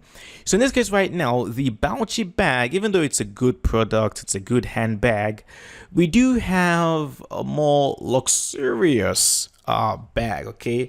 And that's going to be the Porsche bag, which I added. By the way, let me just quickly show you. Okay, I have the Porsche bag right here, and as you can see right now, it's $499. It's basically $500. All right, so this is us basically trying to say, hey, if you have the money, why not ignore the Bauchi bag and just go for the Porsche bag instead, right? Now for the cross-sell, this would be for products that typically go well with the one that's currently being viewed. In this case right now, I'm going to go with the jeans. Okay, so we'll go with the Chica jeans. The Chica jeans and the Bauchi bag go well together. Let's see how WooCommerce will actually work with these two. I'm going to go ahead now and update. Okay. And now, if I was to go ahead and view the voucher bag product, right now, if I was to scroll down, you will see it right here. Do you see it says you may also like, and then right there you can see the Porsche bag being featured. You scroll further down, you see things like related products. These are all for women, so let's not worry about that. However, if I was to add this to the cart, okay, I scroll down again, you see we still have the Porsche bag saying, hey, you may also like this bag, why not add it to your cart? Okay, now if we ignore that and we now move over to viewing the cart, this is now where you will see the cross-sell coming up. You may be interested in, and now you can see the Chica jeans being advertised, because now we're trying to get the customer one last attempt. They didn't go for the upsell, but now maybe we can get them with the cross-sell. This is all marketing, by the way, okay? And don't feel ashamed of doing stuff like this, okay? You want to make money, you want to sell products, and if the customer likes the product, then why not? This is just another way to advertise the product that maybe the customer may not have seen in the shopping page. So this is exactly how upsells and cross-sells work. Please, of course, make sure that for cross-sells, make sure that the product that you're cross-selling goes hand in hand with the one that's currently being viewed, okay? In this case right now, I won't add like the men's Lorex watch. It's not going to make any sense to cross-sell that one with the ladies handbag, because these are two entirely different products for two different genders, okay? So make sure that you are strategic and that you're tactical whenever you're setting up your cross-sells and your upsells as well. So that's it for upsells and cross-sells. Thank you for watching. I will see you in the next class. Alrighty, so now that we've added so many products to our store, it's time for us to talk about the actual product settings, and we can do that by going to WooCommerce. Let's come down here to settings, and then right next to general, we'll have the products tab. Let's take a look in there. All right, so first things first is we do have the shop page built for us automatically by WooCommerce. We can keep that one. And then in here, you have the add to cart behavior, where you can redirect to the cart page after successful addition. I don't like this option. I'm going to keep that unchecked. Enable Ajax add to cart buttons on archives. Okay, this would allow users to add products to their cart from the archive pages. That's perfectly fine. Now for the placeholder image, in case for some odd reason you don't have an image for a particular product, you can use a placeholder. And the placeholder image you use, you can add the ID. What am I talking about? If I was to go over here to library, for example, and let's choose this image right here, okay, of this lady, right? The ID here is going to be 95. It's up here, right? That's the ID. So I can just go ahead now and say, all right, well, should in case a particular product doesn't have any image, just use the image with the ID of 95 as a placeholder for the time being. All right, measurements, you have the weight, dimensions, you can change this to your, whatever suits you. And then reviews. Would you like to enable product reviews? Yes. Show verified owner. Okay. Reviews can only be left by verified owners. Again, this is subjective. Personally, I think it will be a good idea to have those left by verified owners. And then enable star rating on reviews, and then star ratings should be required, not optional.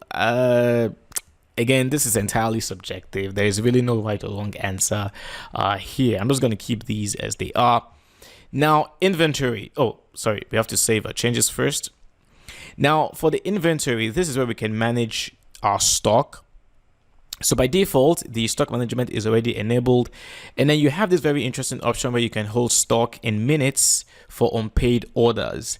So this typically happens when, let's say, for example, a customer adds a particular product to their cart, they check out, and then they attempt to pay either with their credit card or with PayPal. And then maybe the transaction fails for one reason or the other. Basically, what this does is that customer will still be able to repay for that particular order within 60 minutes. After 60 minutes has elapsed and the transaction still hasn't gone through, that product will be removed from the cart and will now be available to another customer. So you can of course modify this to as many minutes as you want. I'll keep 60 as the default. And then notifications, enable low stock notifications, yes. Enable out of stock notifications, yes. And of course this would be the email where the notifications will be sent you, so make sure this is an email that you have access to. Low stock threshold, keep in mind that you can manage this on an individual product basis, just like we did with the blazers. Remember with the blazers we said if the stock level is down to, was it 4 or 2, notify us. This right here, your settings in here would be general. This will be for all the products, so we can maybe make this one maybe 4, okay. And then out of stock threshold, well, that's basically 0, right? All right, out of stock visibility, it says hide out of stock items from the catalog. This might not be the best idea because sometimes you may have a customer who sees a product on your store, they want to buy the product, and even though it is out of stock, they might decide to add that product to their wish list, or they might send you an email saying, hey, you know, I saw this wonderful nice dress on your store, I wanted to buy it, unfortunately it's out of stock, can you notify me when it becomes available? So hiding out of stock items from your catalog might not be the best idea, but of course that always depends, you know, it's again very, very subjective. All right, stock display format. You have options in here. You can say always show quantity remaining, like 12 in stock, only show quantity remaining in stock when it is low, and then never show quantity remaining in stock. I don't think the last option is a good option. I think you can just choose one of these two. The one for the only show quantity remaining in stock when low, these can create a sense of urgency and can make the customer quickly buy that product. So maybe we can choose that option. All right, save changes. Now, the next two in here, downloadable products. This would be if we were selling downloadable products, but we're not. So we'll ignore this. They're pretty self-explanatory, by the way. Approved download directories. This is actually very, very, very new for WooCommerce 6.5.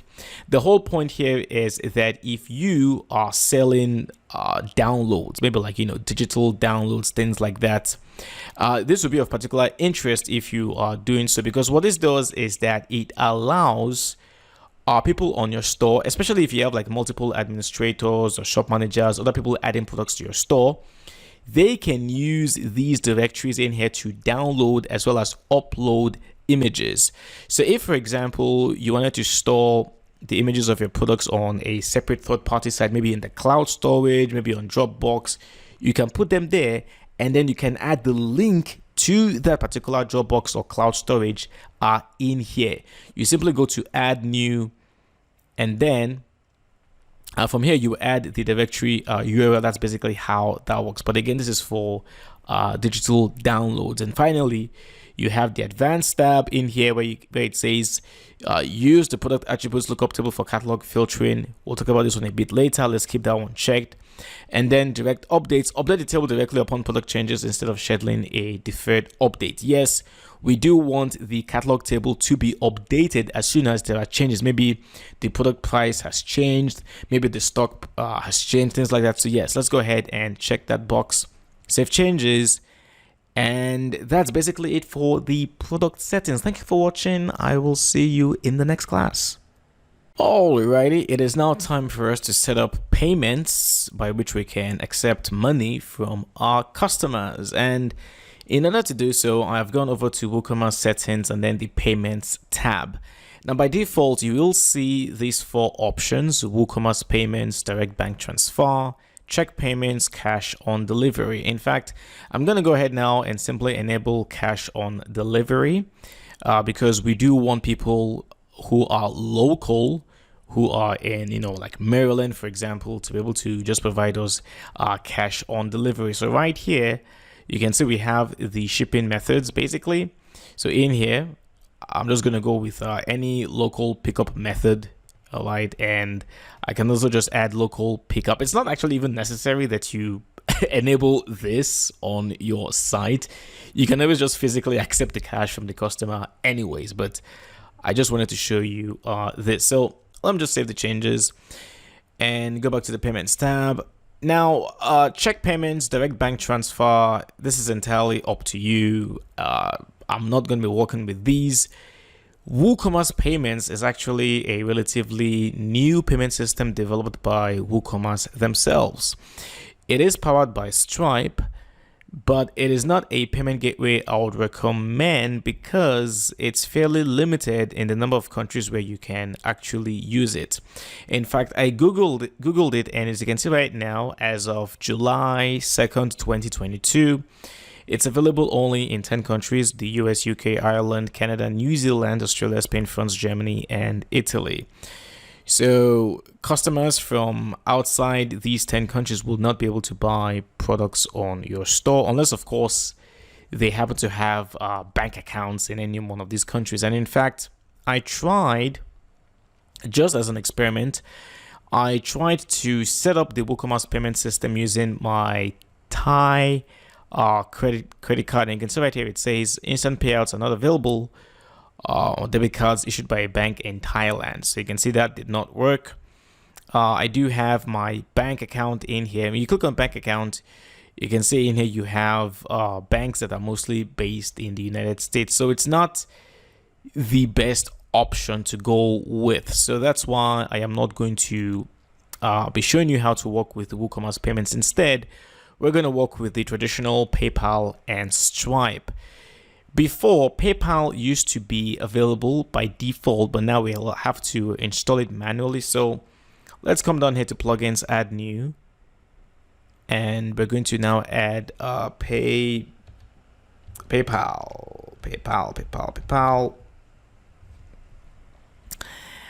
Let's search, and it's the one right here, WooCommerce PayPal Payments. Let's go ahead and install that.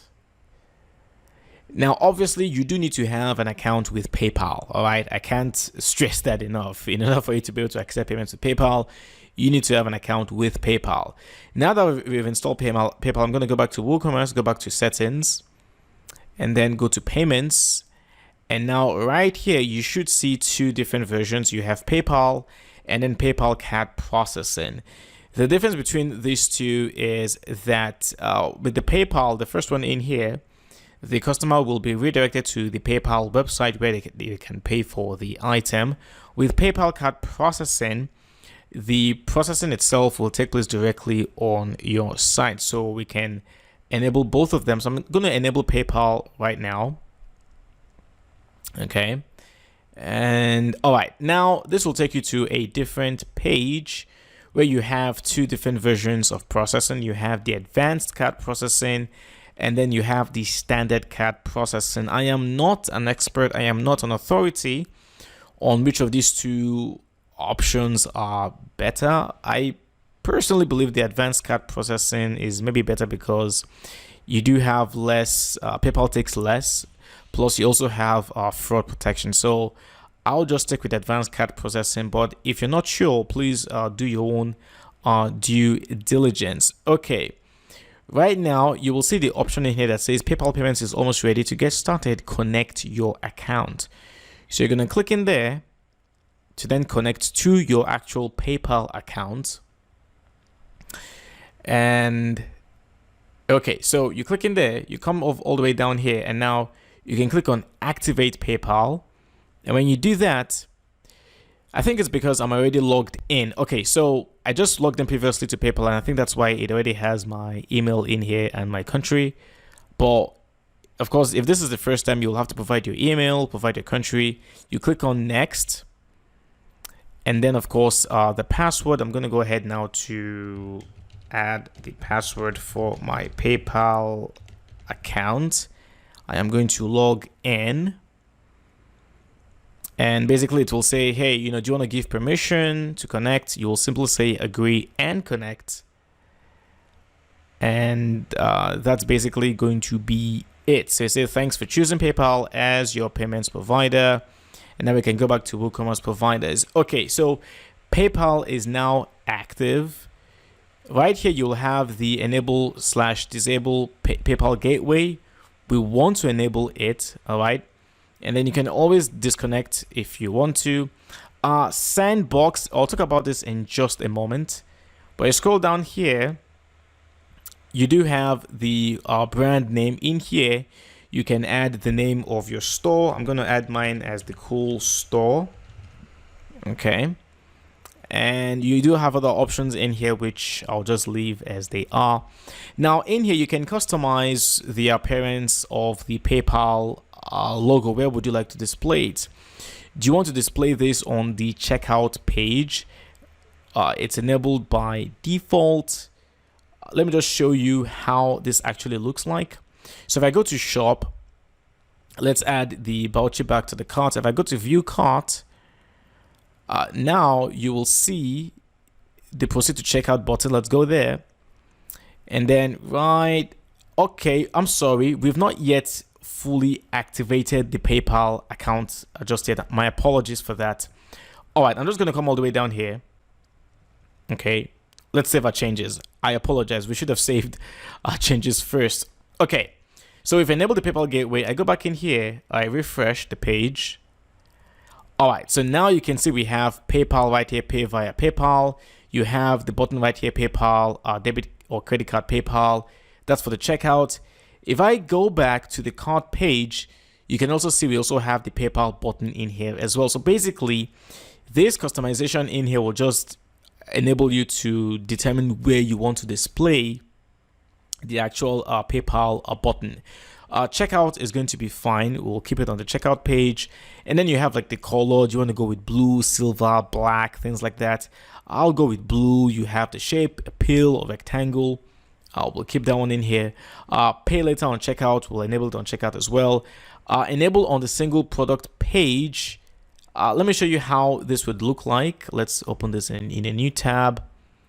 So you can see right here, you will have it just right here. And as soon as the customer clicks on the PayPal button, PayPal will automatically open up, asking them to log into their PayPal account and then pay for the bag directly. So that's one option. Personally, I'm not going to enable that one. Let me disable that on the single product page as well. And then on the cart page, I'll disable as well. So it's only going to be available on the actual checkout page itself. Let's disable that for the mini cart page as well. Save changes. And that's going to be that. Okay, let's go back to the payments tab. All right, so we've enabled PayPal. Now let's enable the PayPal card processing as well. It says it's the PayPal's latest solution. All right, PayPal, they're constantly coming up with like new versions of their plugins and things like that. Like it's so easy to lose track. All right, you go over to setup for PayPal card processing, and it's basically a straightforward process, right? So title, you can pay with credit cards. You can change this to something else. You can enable vaulting where saved cards and subscription features in your store would be enabled if you want to. Personally, I won't recommend this for security reasons, but again, it's entirely up to you. And then you can disable specific credit cards. Maybe you don't want credit cards from, American Express or Visa or MasterCard or something like that. You can choose them right there. And of course, you can also show the logo of the following credit cards. Maybe there are specific credit cards that you do accept. You can then highlight those credit cards in here. So let's go with something like maybe like Visa Dark and maybe like, American Express, just as an example. And then finally, the 3D Secure. And then it says 3 different options. No 3D Secure. Transaction will be denied if 3D Secure is required.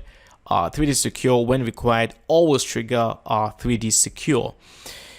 Just know that not every credit card or debit card has the 3D Secure security feature attached to them. So you might lose out on potential sales. So I'll just go with no 3D Secure. But again, this is entirely subjective. This is entirely up to you. Please do your due diligence. Okay, I'm going to go ahead now, save my changes. And let me just show you once more how this would look like on the checkout page. So let me refresh our cart page. So we have the proceed to checkout. I go in here And okay, so now you see we have the regular PayPal, but now we have the PayPal card processing, which we just configured for credit cards. And you can see, because we said, okay, we're going to show the American Express card and Visa black logos, you can see them right there. They click on credit cards, and now the customer can add their credit card number, expiry date, the CVV, and then they can place their order. That's exactly how to set up PayPal on your site. However, before I go, it is very, very important for you to set up the Sandbox environment. What am I talking about? If I go back to Payments tab, and then where you have PayPal, I go to Manage. You see right here, you will see this box that says to test your WooCommerce installation, you can use the Sandbox mode. You want to make sure that PayPal is actually working effectively on your site before you begin receiving live payments. And in order to do that, you would have to create a Sandbox environment. So you're going to tick the box right here to enable Sandbox. And then right here where you have this button, you click into to say test payments with the PayPal Sandbox. Now, in order for this to actually work, you need to have created Sandbox accounts prior to you testing this. So coming up in the next video, I'm going to show you, or in the next two videos, I'm going to show you how you can create Sandbox accounts with PayPal. And then the following video will show you how to now actually test payments with the Sandbox account. However, let me stress that those two videos are from the previous version of this course.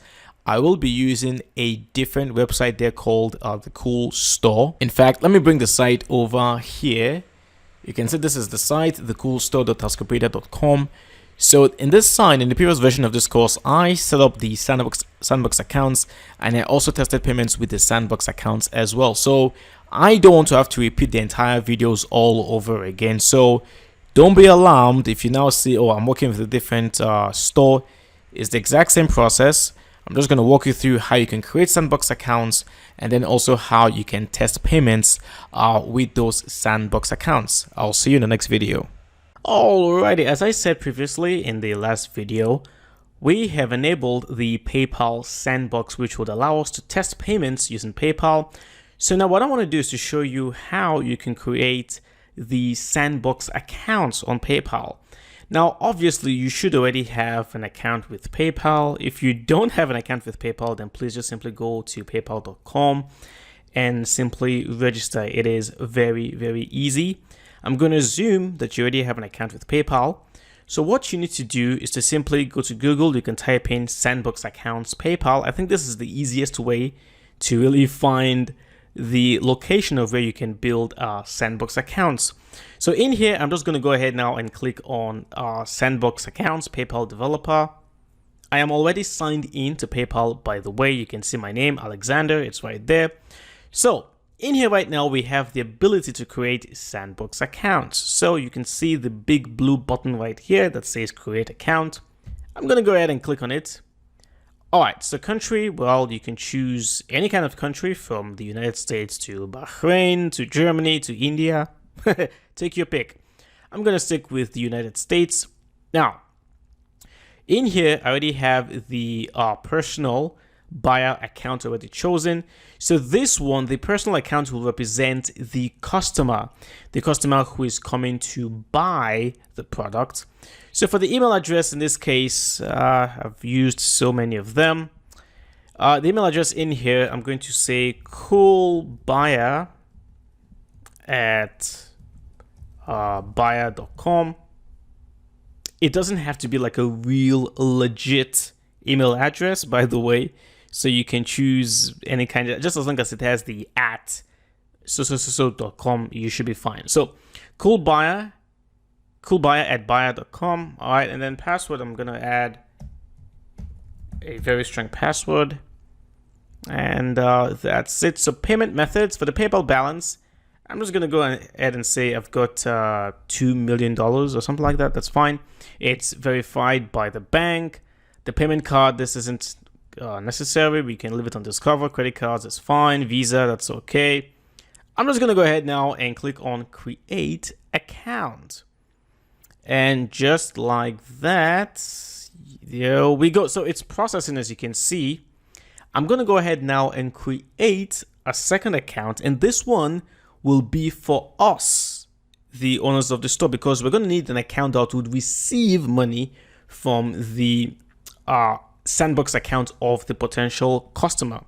So in here right now, I'm going to choose business instead. And then for the email address, I'm going to say coolseller@seller.com. Okay. Let's see. Okay, that's available. And then password, I'm going to go ahead now and simply add my password. Let's scroll down. PayPal balance, I'm just going to say 10 bucks. No, $10. We are a very poor store and we're looking for customers to give us lots of money. So 10 bucks, that's what we have in our PayPal balance. It is bank verified. Okay, I'm just going to go ahead and click create account.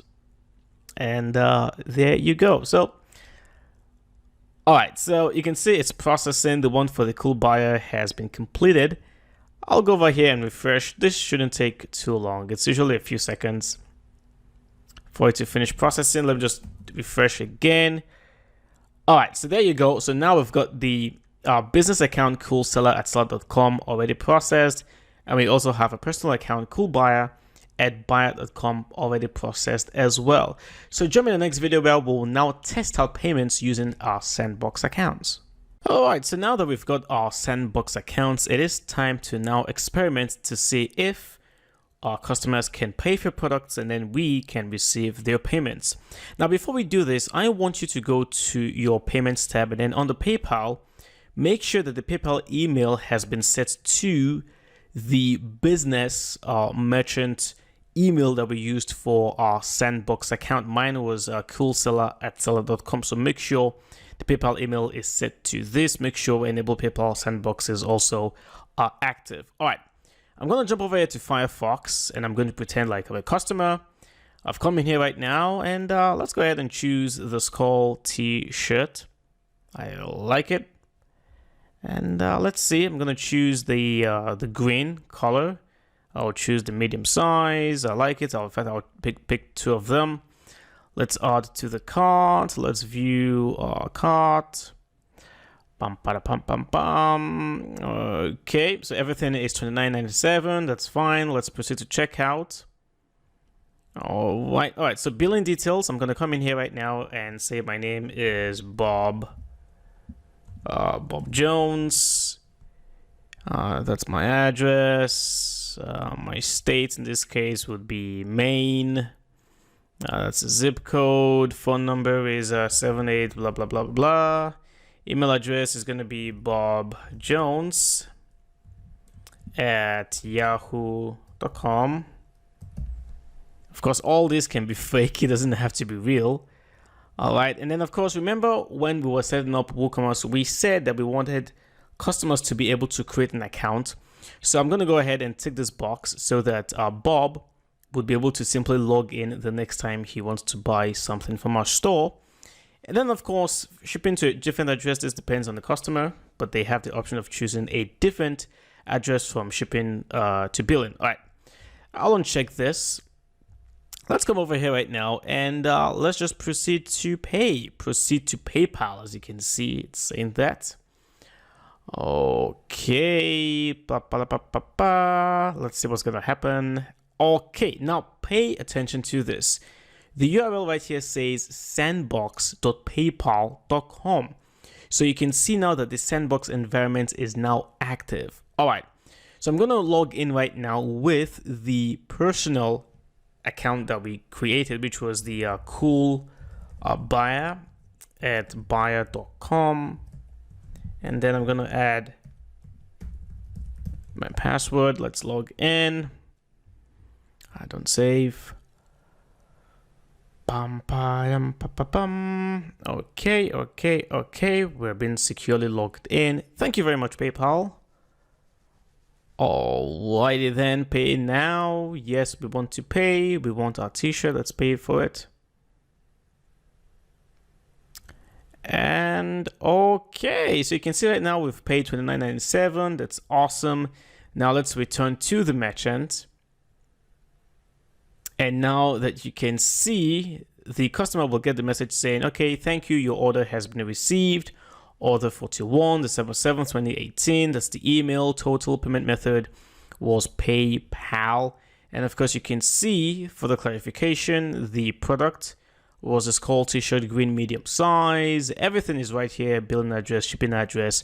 Awesome, awesome, awesome. Okay, what I'm going to do right now is I'm going to open up the sandbox.paypal.com site again. But in this case right now, I'm going to open this up in a private tab, and I will say sandbox.paypal.com. And now we're going to log in as the merchant, as us. So email in this case was coolseller@seller.com. And then the password. Now I'm doing this because I want to make sure that I've actually received the payment in my PayPal account. All right, let's come in here. Now let's see what we have. Okay, let's see. And okay, so it does say payment from Alexander only. It doesn't say from Bob Jones. But you can see right now that we have the correct amount, which is $29.97. So one thing I want to point out here is that don't get alarmed if you have slight issues like this, where maybe the name of the person making the payment isn't the same. This happens a lot whenever you're testing out with the Sandbox environment, all right? Just as long as you can see that we've received the money, that's all that really matters. Now, just to confirm that indeed WooCommerce has registered Bob Jones as a customer, if I go back to our back end, if I come over here right now to orders, I click in here, you will now see the actual real person that made the order, which is Bob Jones, 4 minutes ago. And it says on hold because, well, we haven't confirmed payment yet from PayPal. So I can come in here right now and simply click on this and simply come over here and then say on hold, but it's now completed. There you go. Update. And that is it. If I go back to my orders, there you go. So Bob Jones, his order has been completed and it was $29.97. So this tells us that yes, we are now able to receive payments from customers. Customers are also able to pay for products on our online store. Thank you for watching. I will see you in the next class. Hopefully at this point, you've been able to set up PayPal on your account. You've been able to create Sandbox accounts and you've tested payments and everything is working just fine. Next, let me show you how to work with the Stripe payment system. And that's simply because, well, Stripe has changed quite a lot since I made the initial version of this course. So we're going to go ahead to add the new plugin here called Stripe, obviously. There are different Stripe plugins, but I'll recommend you go with the one made by WooCommerce themselves. And you can confirm that by clicking on Learn More, and you'll see Author WooCommerce. So let's go ahead to install the plugin. Now, don't worry, because here it says untested with a version of WordPress. I don't know why it says that, but it's fine. I'm going to go ahead to activate the plugin. And okay, we're going to go back to WooCommerce, go to Settings, go to Payments. Now, I have a small confession to make. I already tested Stripe on this website before I started recording, and that's why you can see Stripe here is already turned on, and all I have to do right now is to manage. If this is going to be the first time you're installing Stripe, you'll have to turn it on, okay, like, you just turn it on right here, and then you're going to see a window pop up asking you to log into your Stripe account. Obviously, you're going to need a Stripe account in order to be able to work with Stripe on your WooCommerce store. So you can see right here, I already have my Stripe account. I'm already logged in. So I would recommend you go ahead, you log into your Stripe account first before you come in here and then hit turn on and then manage. Regardless, it doesn't really matter. You'll just be asked to sign into your Stripe account. So After you've signed in, this is the page you're very likely going to see. You will see the settings page pop up right here. This is where we can configure things like the display settings, how we want the name to be displayed. In this case, credit card Stripe is fine. I'll pay with credit card via Stripe, that's fine. Now, we also want to enable the test mode, the sandbox environment, just like with PayPal. I'm going to tick the box right here to enable test mode. And then here, I'm going to click on edit account keys. Make sure this is set to test and not live. Okay. So you want to get the test publishable key and then the test secret key. How do you get these? From your Stripe account, go over to the developers page. And then right here, make sure you turn these on, test mode, turn it on, okay? Next, right here under overview, you will see API keys. You click in there, and now we can click the very first publishable key in here. I'm going to grab that, paste that, and then I'm going to reveal the test key, and then also copy and paste it. Now, we're also going to need a web hook. This will be the actual hook that will connect our WooCommerce account Stripe with our actual Stripe account. And right here, it says add the following webhook endpoint. So I'm going to grab this right here. Okay. Copy that.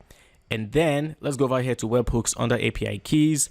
I'm going to click on add endpoint. And then here, I'm going to go ahead now and paste my endpoint URL. All of these, fine. You can add a description if you want to. You can call this one testing purposes. Okay. Now we have to select events to listen to. These basically are, all right, what should Stripe capture when it happens on our site? So we click in here. There's a lot. Typically, I would recommend you go with the charge. So things like, if a charge was captured, if a charge expired, if a charge failed, things like that. We want to select all charge events. All right, so if we've connected charge. And then there's some other ones also like the issue card holder, issuing transaction, the order. I'm going to go with order. So whenever an order is created or an order payment failed or succeeded, I'll select these as well. These are enough for testing purposes. But when you're actually using Stripe in real life on your real WooCommerce account, I would recommend you come back in here and make sure whatever charges or events you want Stripe to record, make sure they are selected. So I'm going to go ahead now and add the events. And that's pretty much that. I'm going to go ahead now, click on add endpoint. And there it is. So now you can see it is enabled. It is listening for 17 events. Okay. I'm going to go back in here. All right. And then right here, it's asking for the test webhook secret. Let's go back in here. And your secret is going to be the one right here. Okay. I'm going to copy that one, go back in here, and then paste it. And then we can test the connection, make sure it's actually connected successfully. And there you go, connection successful. Let's go ahead now and save our test keys. Now, the beautiful thing about Stripe is that Stripe will actually provide you with dummy test card numbers that you can use to test. And they are right here. I'm going to right click, open this in a new tab. All right. And they are right here. So you have, based on the different types of banks and their credit cards, you have Visa, Visa debit, MasterCard, MasterCard debit, Diners Club, Union Pay, and so on. And even cards by country as well. So we're just going to go with the easiest, which is Visa for 42424242424242. That's basically it. So let's check this out, all right? What I'm going to do is, let's come down in here. All right, and let's just save our changes. So settings saved. Let's scroll back up in here. So what I'm going to do right now is I'm going to pause the video and try to test out an actual transaction on the site. All right, you can see right now I've opened up the site on a different browser. So let's assume I want to buy the Bauchi bag. I'm going to add this to the cart, view the cart. Let's proceed to checkout. And then let me just add some names in here. Billy Bob is going to be my new name. Billy Bob. United States. Let me just add this one, 203 Poplar Ridge. Town city is going to be Owings Mills. All right, zip code 21117, phone number, blah, blah, blah, blah, blah. Let's just add something ridiculous there. And then for the email, Bob Thompson at gmail.com. All right. Now in here we have the up here we have the credit card Stripe. So I'm going to click in there, and then let's just grab all of these numbers. We paste them in there. Month, let's go 0924. And then the CVC, let's just go with 654. All right, and now let's place the order. And let's see what is going to happen. And there you go, order received. Thank you, your order has been received. Okay, let's bring back our account right here. Let's refresh this page. All right, now if I go to orders, now you can see we have the order from Billy Bob processing. All right, you can click in there to find out more information. We have his billing address, his phone number, email address, and of course, the Bouchy bag. And you can see right now the Stripe fee was $2.18, so we're getting $62.81 from him. And there it is, the Stripe charge is complete. Order status has changed. If we were to go back to the Stripe account in here, all right, so now you can see, after refreshed, you can see we have a charge that succeeded today, and the response was 204K, and there it is. So you can see right now the Stripe is actually working. So make sure that if you now want to use Stripe properly, first things first, you want to turn off the test mode.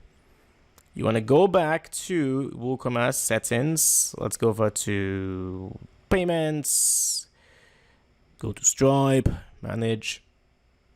All right. So for settings, of course, make sure this is turned off, and now you can edit your account keys.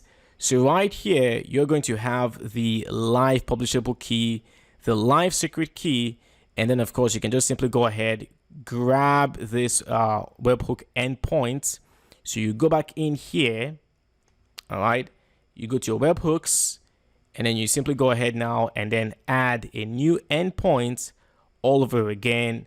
You select your events, you add the endpoint, and then once you've done that, make sure you test the settings as well. Make sure you test the connection once you've added your web hook. Ideally, these three, payments, payouts, webhooks should all be enabled, and that's pretty much it. Over here, you have additional payment settings like enable payments via saved cards, yes.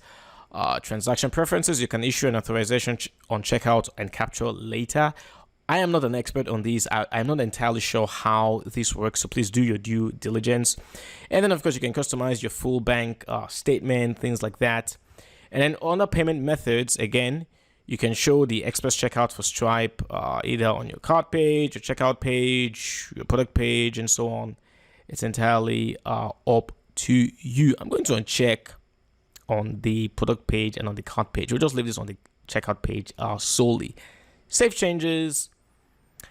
And there it is. That's it for Stripe. Thank you for watching. I will see you in the next class.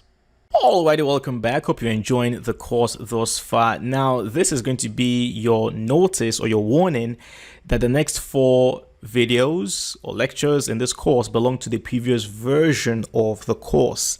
They're titled Accounts and Privacy Settings, where I show you how you can adjust the accounts and privacy settings for your customers. Managing accounts and order flow, where we basically simulate an order, and I will show you the kinds of emails that the customer would get or what you would get, how you can make some adjustments there.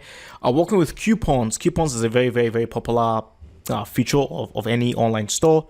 And then finally, WooCommerce Analytics, how you can track your sales, revenue, things like that. So these are all going to belong to the previous version of the course. And I've said in the intro, nothing has changed with WooCommerce since I made these videos initially. Now, I wanted to let you know that the domain name is going to be thecoolstore.hascopedia.com. Basically, it's the same website, just a different domain name, so don't worry about that. One thing I wanted to mention though is that I made a small mistake on the actual domain we've been working with thus far, the Alexandero 48.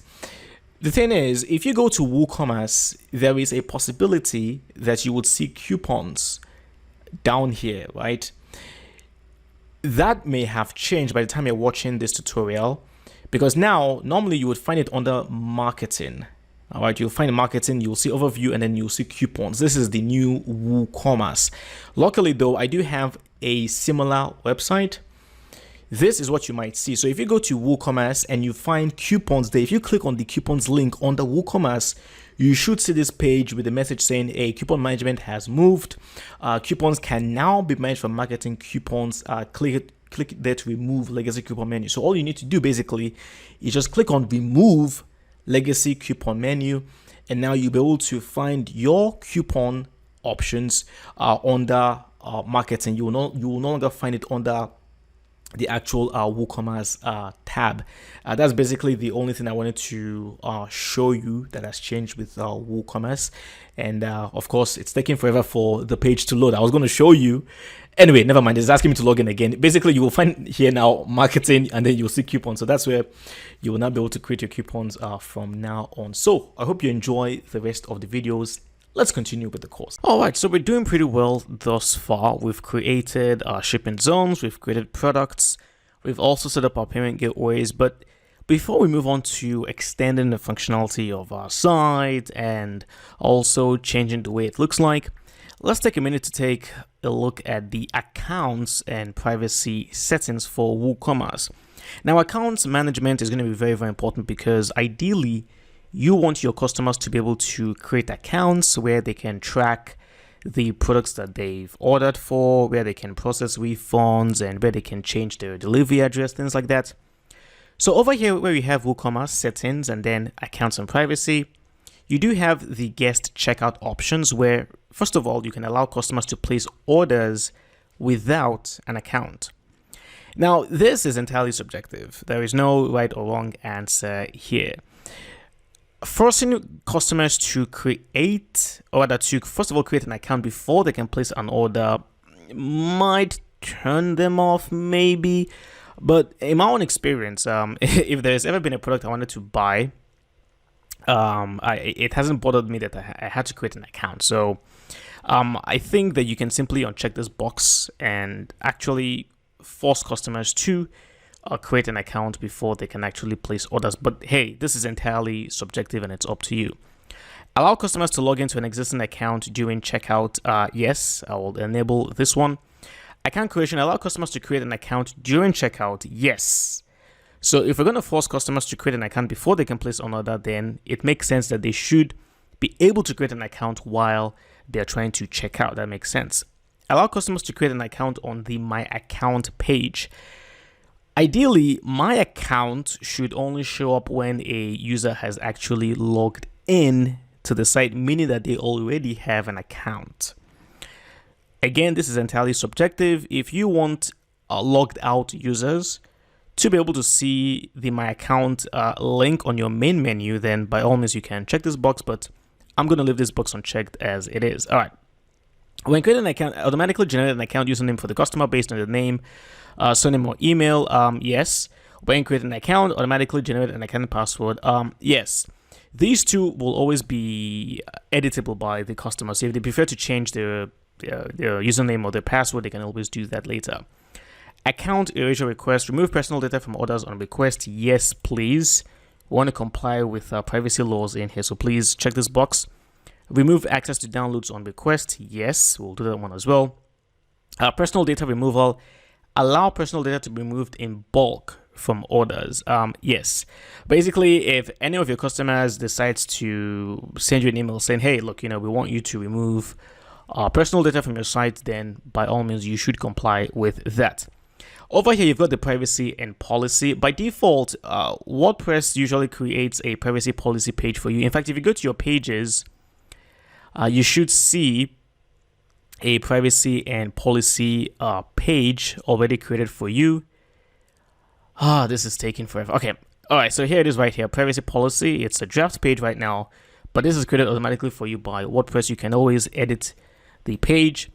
So by default, it's been set to the privacy policy page. You can change this by simply coming in here and clicking on the arrow and simply choosing the page. Registration privacy policy, you can edit these to your own satisfaction. Personal data retention, and it says choose how long to retain personal data when it's no longer needed for processing. Leave the following options blank to retain this data indefinitely.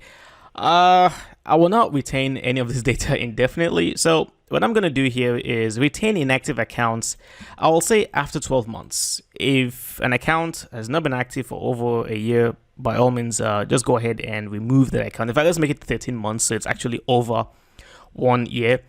Retain pending orders. You do have the option of weeks, months, years. Days here, I'm going to say one single day, 24 hours. You can retain pending orders for 1 day. Retain failed orders. No day. Do not retain any failed orders.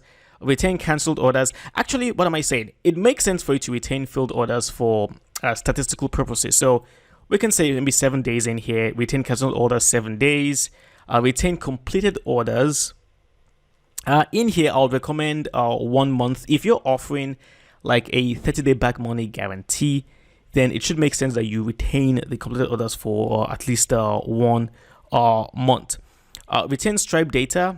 Well, you can over here. Honestly, I don't really know much about this particular option. It says retains any Stripe data such as Stripe customer ID, source ID. We can say maybe 7 days once it's no longer needed for processing. I guess we'll put 7 days in there. I'm gonna save my changes, and that is it. Okay. One more thing to mention before we round this up. Under advanced, you do have access to setting up your pages, but there is really no need for you to change anything in here because automatically WooCommerce has created these pages for you and has set the pages to the corresponding functionality. So you've got cart page set to cart, checkout set to checkout, my account. Terms and conditions. I would encourage you to create a terms and conditions page where you can talk about your refund policy and things like that, and then choose the page right here. This is where you'd want to choose that page. The checkout endpoints, account endpoints, you don't need to change anything in here at all. Just leave that as it is. All right, let's go ahead, save our changes, and there you go. So that's it for the accounts and privacy settings. Jump in the next video where we'll now take a look at accounts from the perspective of our customers. So let's take a look at the way our site functions in the perspective of a customer. So as you can see right now, I am logged out. I'm going to pretend I am a customer coming into the cool store to get myself some cool clothes. So I'm over here on the shopping page, and let's just say I'm interested in getting the cool blazer. Let's go ahead and add the Lorex wristwatch and some scent sneakers as well. All right, 3 items. Let's go ahead and view our cart. And okay, now over here you can see shipping to MD, Maryland. The reason why this has already been filled out is because before I started recording this video, I was playing around just to make sure I had everything in order. So my browser, the cookies have stored the address that I initially put in, which is Maryland. That's why you're seeing that there. Anyway, that's not important. Let's go ahead now and proceed to check out. All right. Now, because in the previous video, we set it so that customers can log in to a previously created account while trying to check out, we now have this option that says returning customer. Click here to log in. All right, billing details. I'm going to go ahead now and fill in my name. My name is Dick Jones. Now, this isn't random. I just watched the RoboCop movie from 1987, and if you've ever watched that movie before, you will know the person I'm talking about. Anyway, that's not important. Dick Jones is my name. House address, I'm just going to add some stuff in here. It's not important. By the way, I already do have the PayPal Sandbox enabled. Just print that out there. All right, email address, I'm going to add my dickjones8444@yahoo.com. That's just a dummy email account. And let's just make sure everything is in order. All right, I'm going to come over here to PayPal, and I'm going to choose PayPal. Click on proceed to PayPal. And let's just wait for a few seconds. Pay with PayPal. So I'm going to change the email address in here to the Sandbox account, which is coolbuyer@buyer.com. And I'm going to add my password, and let's log in to our Sandbox account. And nope, I'm not saving the password. Thank you very much. And all right, so I'm just going to go ahead now and simply pay. And there you go. All right, so I have paid almost $3,000 for 3 items. All right, I'm going to click on return to merchant now down here. All right, so you can see the customer will receive this message, order has been received. Now, if I go to my email account for Dick Jones 844, you can see in here from the Cool Store, and it says, welcome to the Cool Store. Thanks for creating an account on the Cool Store. Your username is Dick Jones, and this is your password. It's been automatically generated. Okay, remember that we said that customers will be able to create accounts once they place an order. So there you go. So now Dick Jones has his username. He also has his password that's been generated automatically for him. Okay, I'm going to go ahead and just copy this password. Let's go back to the site. Now, if I go over to my account page, let's see what we have in here. All right, so you can see right now, Dick Jones dashboard. This is the dashboard orders. And over here, you can see I do have 2 orders, 130 and 131. The 130 was the one I played with before I started recording the video. So as it is right now, the order for 131 for our 3 items is on hold as it is. But let's go ahead and view and see what that does for the customer. Okay, so it provides in full details the products being ordered, the amount, the billing address, as well as the shipping address. Okay, so from our perspective as the customer, everything here looks just fine. If I go back to my email, you can see that a second email has been sent by the store to the customer saying that your order has been received and the details of the order. Okay, everything looking just fine. Let's now go ahead and actually log in as the admin and see things from our own perspective. So I'm logging out. Let's now log in. Let me go back up here. WP-admin. All right, my name is Cool Store, and my password is my password. All right, let's log in. All right, so now we are the admin. I'm gonna come down here to WooCommerce and then orders. And right there, you can see that I do have the one from Dick Jones, which is on hold. So if I click in there right now, and let's just say, okay, I've seen that payment has actually been received. I can come in here right now and simply go ahead now and say completed. It has been completed. And I'm going to go ahead now and update the payment. And there you go. So payment has been received and the order has been completed. And there you go. Awesome. All right. Now, to modify the emails that the customers would receive and that you also would receive as an admin, we can come over here to WooCommerce, go to settings. And then from settings, you will see emails over here. Let's click on emails. So basically, this is where you can customize the kinds of emails you would receive as the owner of the store, and also the emails that your customer would receive when they've placed an order, when an account has been created for them, and so on. So right now you can see the recipient. The first 3 would be you, while the rest down here would be for the customer. And of course, the very last one here would be for you as well. So to modify, let's say, for example, you wanted to modify the email that is sent whenever a customer has created their account. You come down here where you have the new account, just click on manage.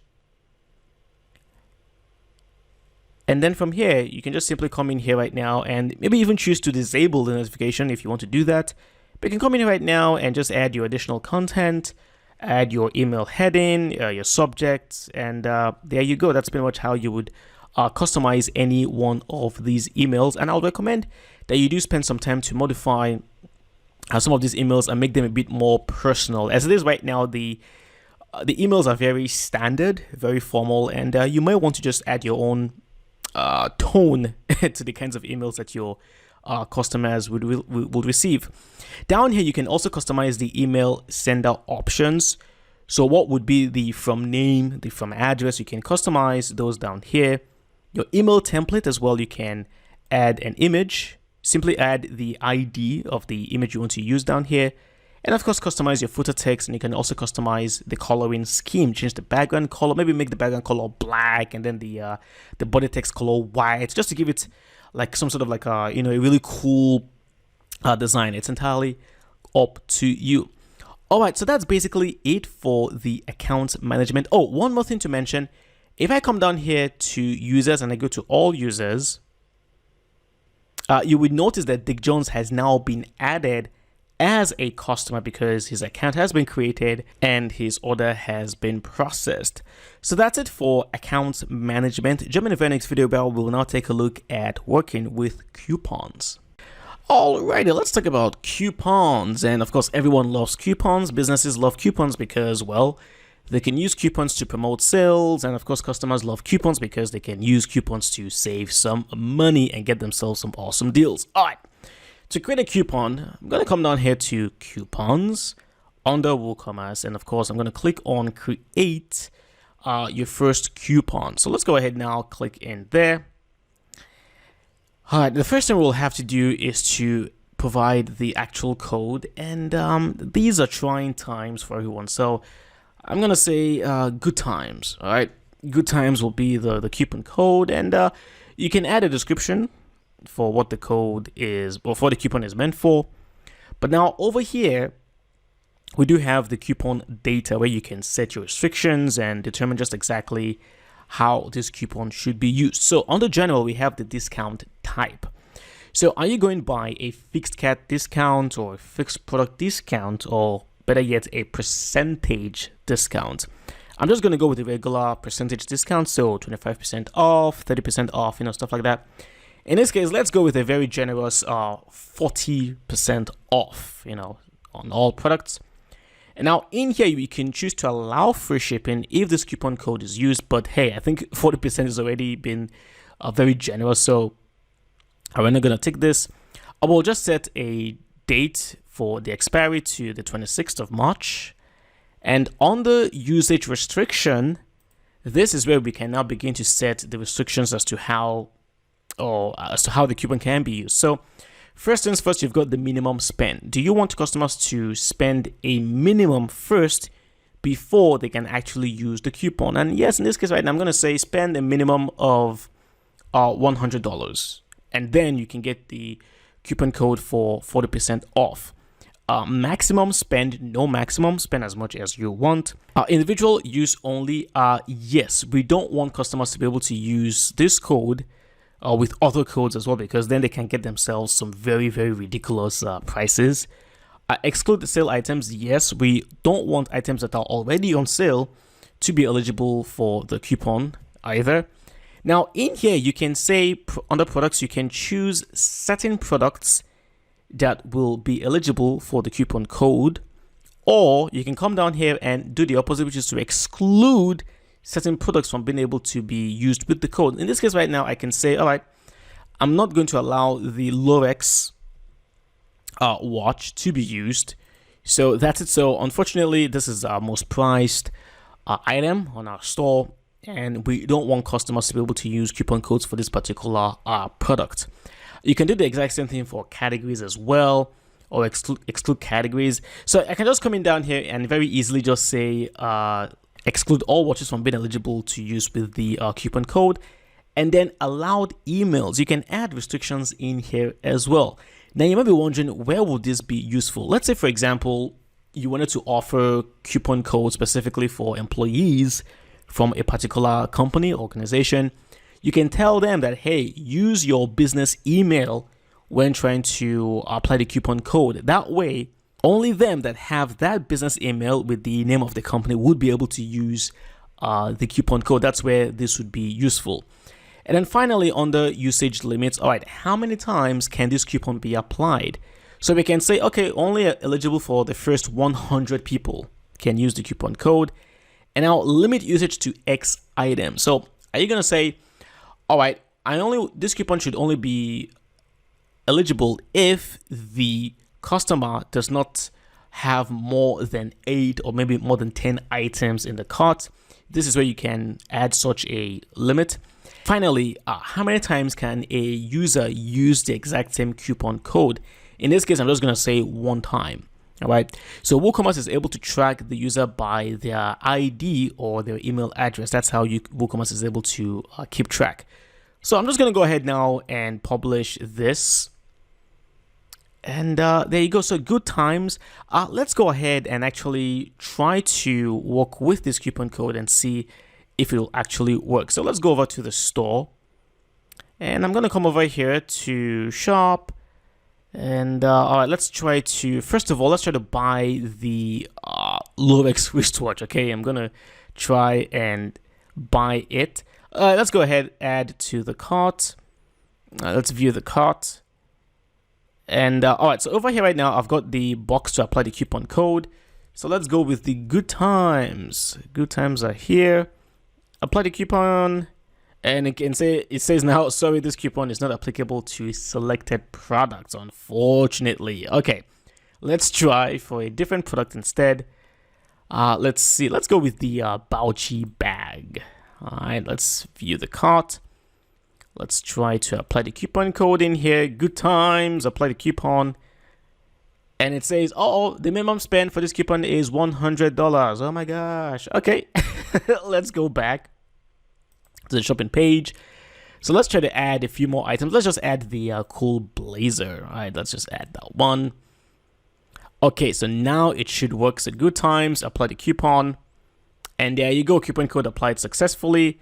Now, nearly $300 has been deducted. Wow, because, well, it's 40% off. So you can see the coupon code works, and that's basically how you would work with your coupons. One more thing to talk about before we begin to change the design of our store would be the analytics tab right here. Now, this is the new functionality provided by WooCommerce 4.0, and it's basically where you can keep track of your inventory, your revenue, your coupon codes, things like that. As an example, if I clicked on revenue, I will see that Dick Jones already made an order, and we've made what's that, almost more than $2,000. You can see right here, first order $2,799, net sales, shipping costs as well, so total sales is $2,811.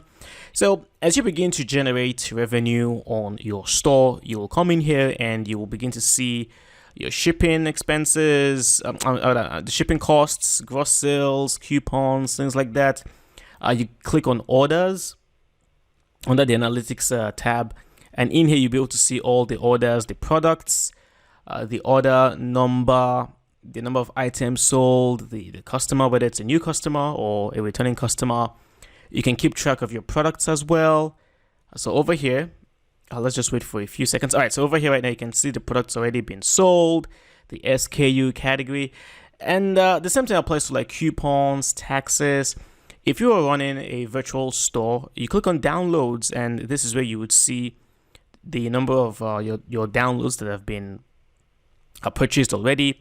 And then, of course, for stock, in here you can, at a glance, see which items are still in stock, which ones are already not out of stock, things like that. And then finally, we've got the settings. So in here, you've got the exclude statuses function, pending payment, canceled, and failed. And it says orders with these statuses are excluded from the totals in your reports.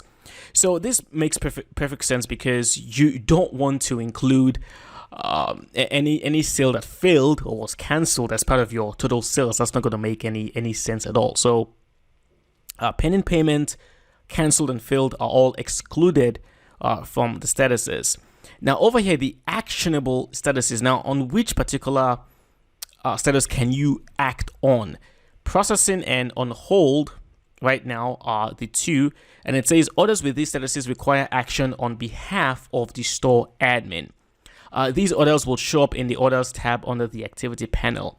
Now, usually in here, I would recommend you also check the pending payment, because sometimes it could involve maybe that the customer cannot make a payment because of one issue or the other with the site. So I'll recommend checking pending payment as well. And then the default date range. Select a default date range. When no range is selected, reports will be viewed by the default date range. So you can choose to view your reports either quarterly or yearly or a week to the date or things like that. So you can customize this to your own heart's content. And then import historical data. Yes, you can choose to import all your historical data if you want to, or maybe the last 365 days or last 7 days, things like that. Now, to download any of this information, if you go back to WooCommerce and then click on customers over here, this is where you would see all the customer names, when last they were active. And then over here, this is where you can choose to download all that information, and it will be in the form of an Excel file. So that's how you can download all the information. You've got reports under WooCommerce as well. It's similar to the analytics. Basically, in here, you can see your gross sales in a particular period, maybe the last 7 days, the last year. So you can click on sales by product, sales by category as well. You've got the customers tab, where you can again view information of your customers. You can keep track of your stock, things like that. So all these tools are here to help you with the management of your customers, your total sales, as well as your revenue in general. So that's it for the analytics function. Thank you for watching, and jump in the very next section where we'll now begin to work with the design of our store. Alrighty, before we begin building out the design of our site, there's quite a few things we need to put in place. And as you can see right here, I have already gone ahead to create several additional pages. I created the contact page, FAQs page, the home page, shipping information, terms and conditions. These are all empty, by the way, but we're going to make use of them in our menu. And then by default, WordPress would have created the privacy and policy page for us. It's a draft mode, so we can just simply go ahead and edit the page, and we'll just simply publish it. All right, we'll publish it. You can always modify the content later. And then for the refund and returns policy, this was produced by WooCommerce themselves. We'll go ahead and publish that one as well. So we're going to have enough pages to create menus, which we will do right now. I'm going to come down here to appearance, come down here to menus, and then let's create our very first menu, which is going to be the main menu. We'll add this one as the primary menu. We'll create the menu, obviously. And now we're going to go ahead to add several pages to this menu. We'll add the contact page. We're going to add the My Account page. We'll add the cart page as well. And we'll add the shop page. Let's add those. We're also going to add the product categories as well. Now, right here, you will see WooCommerce endpoints. We're not working with these. Under categories, this would be for your posts. So for your products, you will have to come up here to screen options, and then you will see product categories right there. You turn that on. And now if we go back to product categories, now you can see we have all the categories in here. I'm going to click on view all, and we'll just go ahead and select all and add them to the menu. We will remove jeans, however. Okay, let's remove jeans. But then we have men, so let's do it this way. Okay, contact will be the last page on the menu. I will have cart. My accounts will be first, and then shop will be just before cart. And now we'll have men. We'll have blazers as a subcategory, watches as well, and then bags for women, blouses, and then bracelets. And there you go. We have the main header. Let's go ahead and save that one. And there it is. All right, now we can also create a footer menu as well. Let's quickly do that one. Footer menu. Let's create the menu. And this one will just have the like refund and returns policy, FAQ, shipping information, terms and conditions. Okay, so we'll just add these to the footer menu and then save. We can always adjust this later. Next, we're going to come down here to settings, go to general, and we're going to change the site title to the cool store. Cool store. And then we're gonna say this fashion clothing for men and women. All right, and then I'm gonna scroll down here, click on save changes, and then for reading, we're going to set the homepage to a static homepage, which is now going to be home that we've created. And I'm gonna save my changes. And last but not least, let's come down here to appearance, go to customize, and we're going to add our logo. So we'll go to site identity, come down here to the logo. Now, of course, you can use your own logo if you have it, but I'm going to use mine right here. So I'm going to click on select, and then we'll make sure we select everything. Okay, crop the image. And it's white. Obviously you can't see it yet, but we're going to have a black background for the main header, so don't worry. I'm going to go ahead now and hit publish, and there it is. All right, so now we're good to go. Jump in the next video where we're going to go ahead now to install our theme. Alrighty, the time has come for us to choose our theme. And of course, if you've been working with WordPress, you know that there are hundreds, thousands of themes available, but I've decided to go with the OceanWP theme. And the reason is very, very simple. There is a free version and a paid version, but the free version is actually very, very solid. You have plenty of customization options, and it's just an incredibly powerful theme. And unlike other themes where the free version would be very minimal, you might not get too many options and stuff. You have to like, pay for the paid version before you have real functionality. OceanWP is different. The free version has a lot of customization features, and you will see them in action. So we're going to go ahead now to make use of OceanWP. I'm on appearance, themes. And of course, I am going to type in OceanWP. Now let's search for that one. And of course, it is going to be the very first one in here. And it's free. All right, let's go ahead and install the theme. Let's activate the theme. And there you go. All right, now once you've installed the theme, if you come down here to under your appearance, you will see OceanWP right here. I'm going to click in there. And now this is kind of like the home page of the OceanWP. All right, the first thing we're going to do is we're going to install a plugin called the Ocean Extra plugin. They'll provide additional features to the theme, and it's going to be right here. You'll see download, and that's the plugin right there. Just click on install Ocean Extra. And this will unlock more features for us, and it is installed.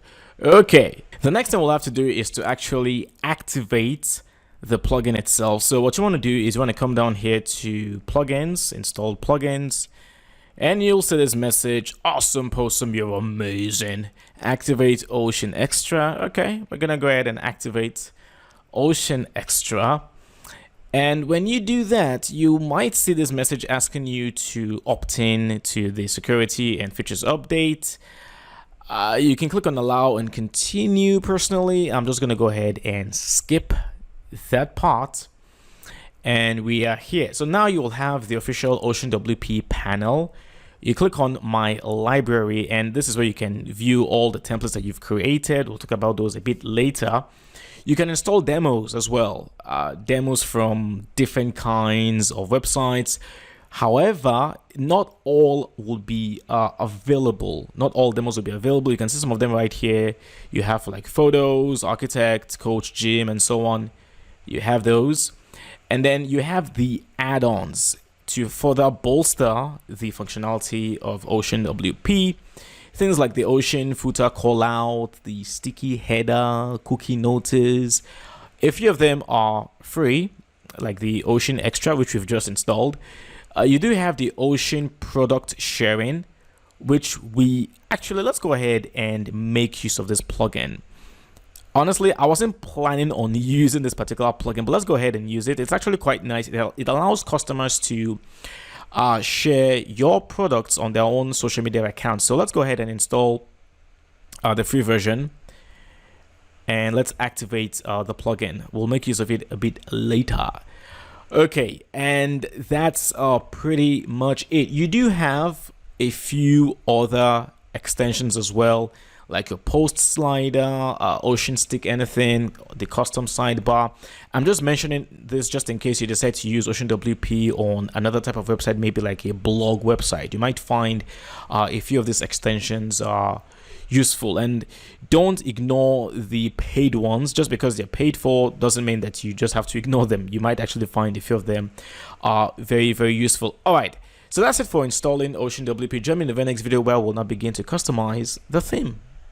Alrighty, so now it is time for us to customize the theme, and we are going to do quite a lot. So check this out. Okay, I'm going to come down here to appearance. Let's go to customize. Now I should point out that one downside of the OceanWP theme is that sometimes this particular kind of back end might take a while to load. It might take up to like 10 seconds. But that's because there's a lot of functionality behind it. So don't be annoyed, don't be alarmed if this particular page takes forever to load. It's just the way the theme works sometimes. Okay, site identity, we have already added the logo previously, and we've also customized the site title and tagline, so no need to do anything in there. For the menus, we do have the footer menu, which we've already created. Now, the wonderful thing with OceanWP is that you will now have the option to set this footer menu to the footer location, all right? And when you do that, now you can see we have the menu right there at the bottom. I love that. I think it's pretty awesome. There are other ways by which we can display this menu if we wanted to, but we'll keep this for now as it is. Let's move back. All right, and then the main menu up here, of course, this is going to be the actual menu that we created. It's right up there, so no need to change that one. Let's go back and let's come down here to typography. All right, personally, this is very, very subjective, of course. I do tend to like Montserrat. It is one of my all-time favorite fonts to work with, so I'm gonna choose Montserrat, okay? But by all means, feel free to use whatever font family you want to use. I'm just gonna use Montserrat for mine. And then for the font color itself, I'm just gonna go with black. I'm just gonna be 0000006 zeros. All right, that's for the body. And then the headings, H1s, H2s, you can customize this as much as you want. You can select a particular kind of font weight or font family for your H1s, your H2s, and so on. I'll just keep all the defaults as they are. But again, this is one of the reasons why I wanted us to use OceanWP, because you have access to these options. One thing we are going to change here, though, is going to be the logo. Right. Oh, I'm sorry, not here. My apologies, we will deal with the logo later. One thing we're going to deal with here is going to be the main menu, okay? We actually want to change the font transform. Right now, it's regular.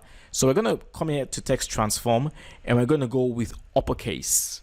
I prefer my menu items to be in the uppercase, but again, that's entirely subjective. You're more than welcome to keep them smaller case or default or capitalize. It's entirely up to you. All right, that's going to be that for the typography for the menu. I'm going to scroll back in here, and then let's come down here to general options.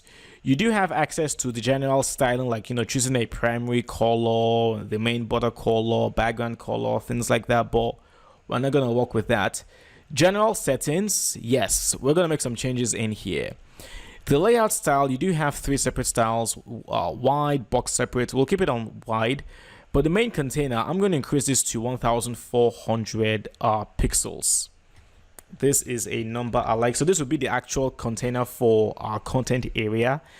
And then the content width will set down to 72%, and then the sidebar width 28%. I like that structure, so we'll just keep that as it is.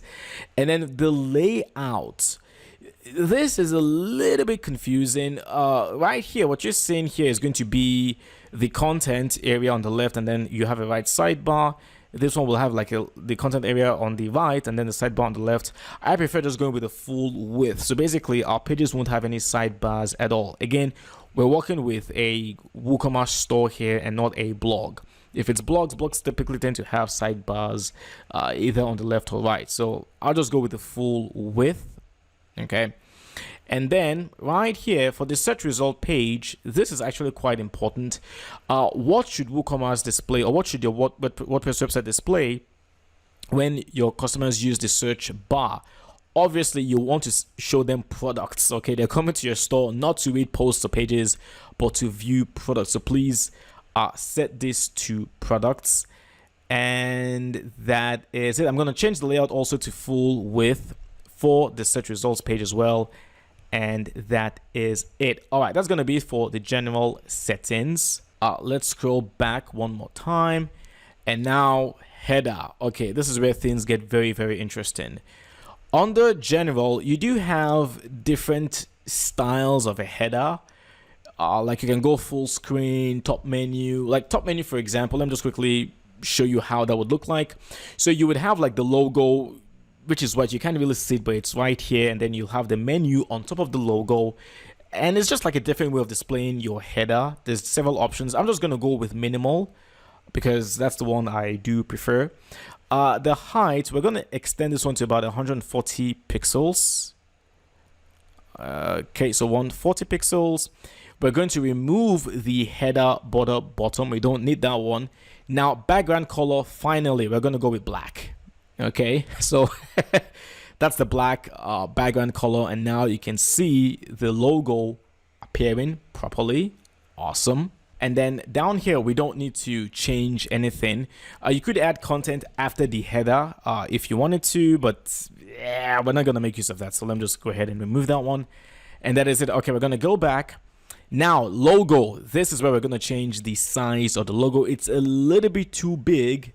It is massive. So what we're going to do is we're going to set the max width to 140 pixels, just like with the height of the header. So we have 140 pixels for the width of the logo, and I think that's perfectly fine as it is. Let's scroll back, and then from here we're going to come down here to the menu.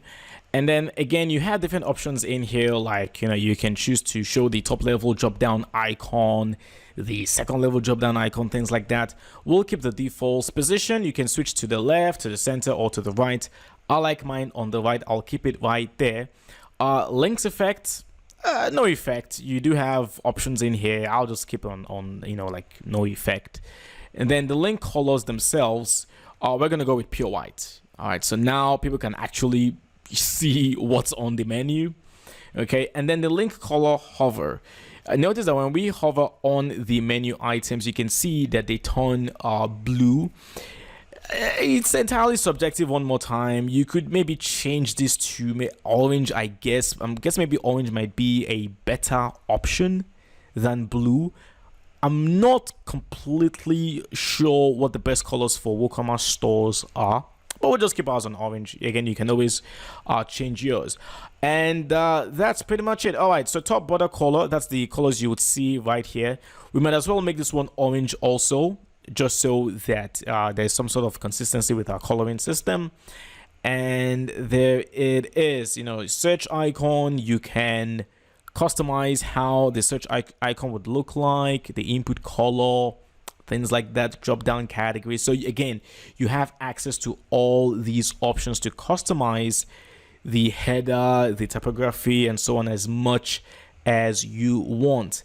All right, just a few more things. Let's come back in here, and then we're gonna go to top bar, and it's the one right here. You see it says place your content here. You could like add things like your social media icons up there if you wanted to. Personally, I'm going to disable the top bar. All right, let's just have the logo and then the main menu as the only two pieces of content on our header. All right, and there it is. All right, the last thing we're going to do is we're going to change the text color of the copyright text down here, as you can see. Right, so you do have it right here under footer bottom. This is your copyright text in here. So what I'll simply do is we'll just say copyright, and then we'll say the cool store. Okay, and then copyright, we'll just change this one to 2022.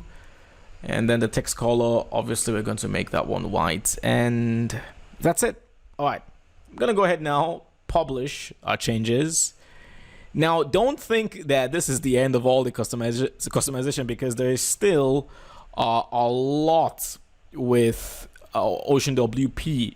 Like as an example, right here under WooCommerce, we can customize so many things like the single product page, the checkout page, and so on. We'll talk about these ones a bit later. But that's it for the first part of customizing OceanWP. Thank you for watching. I will see you in the next class. All right, next I want us to take a look at the product pages, and there's quite a few of them. Okay, first of all, we've got the men's category page, which is what we have right here. We also have like the individual category pages for, like, you know, hoodies, watches.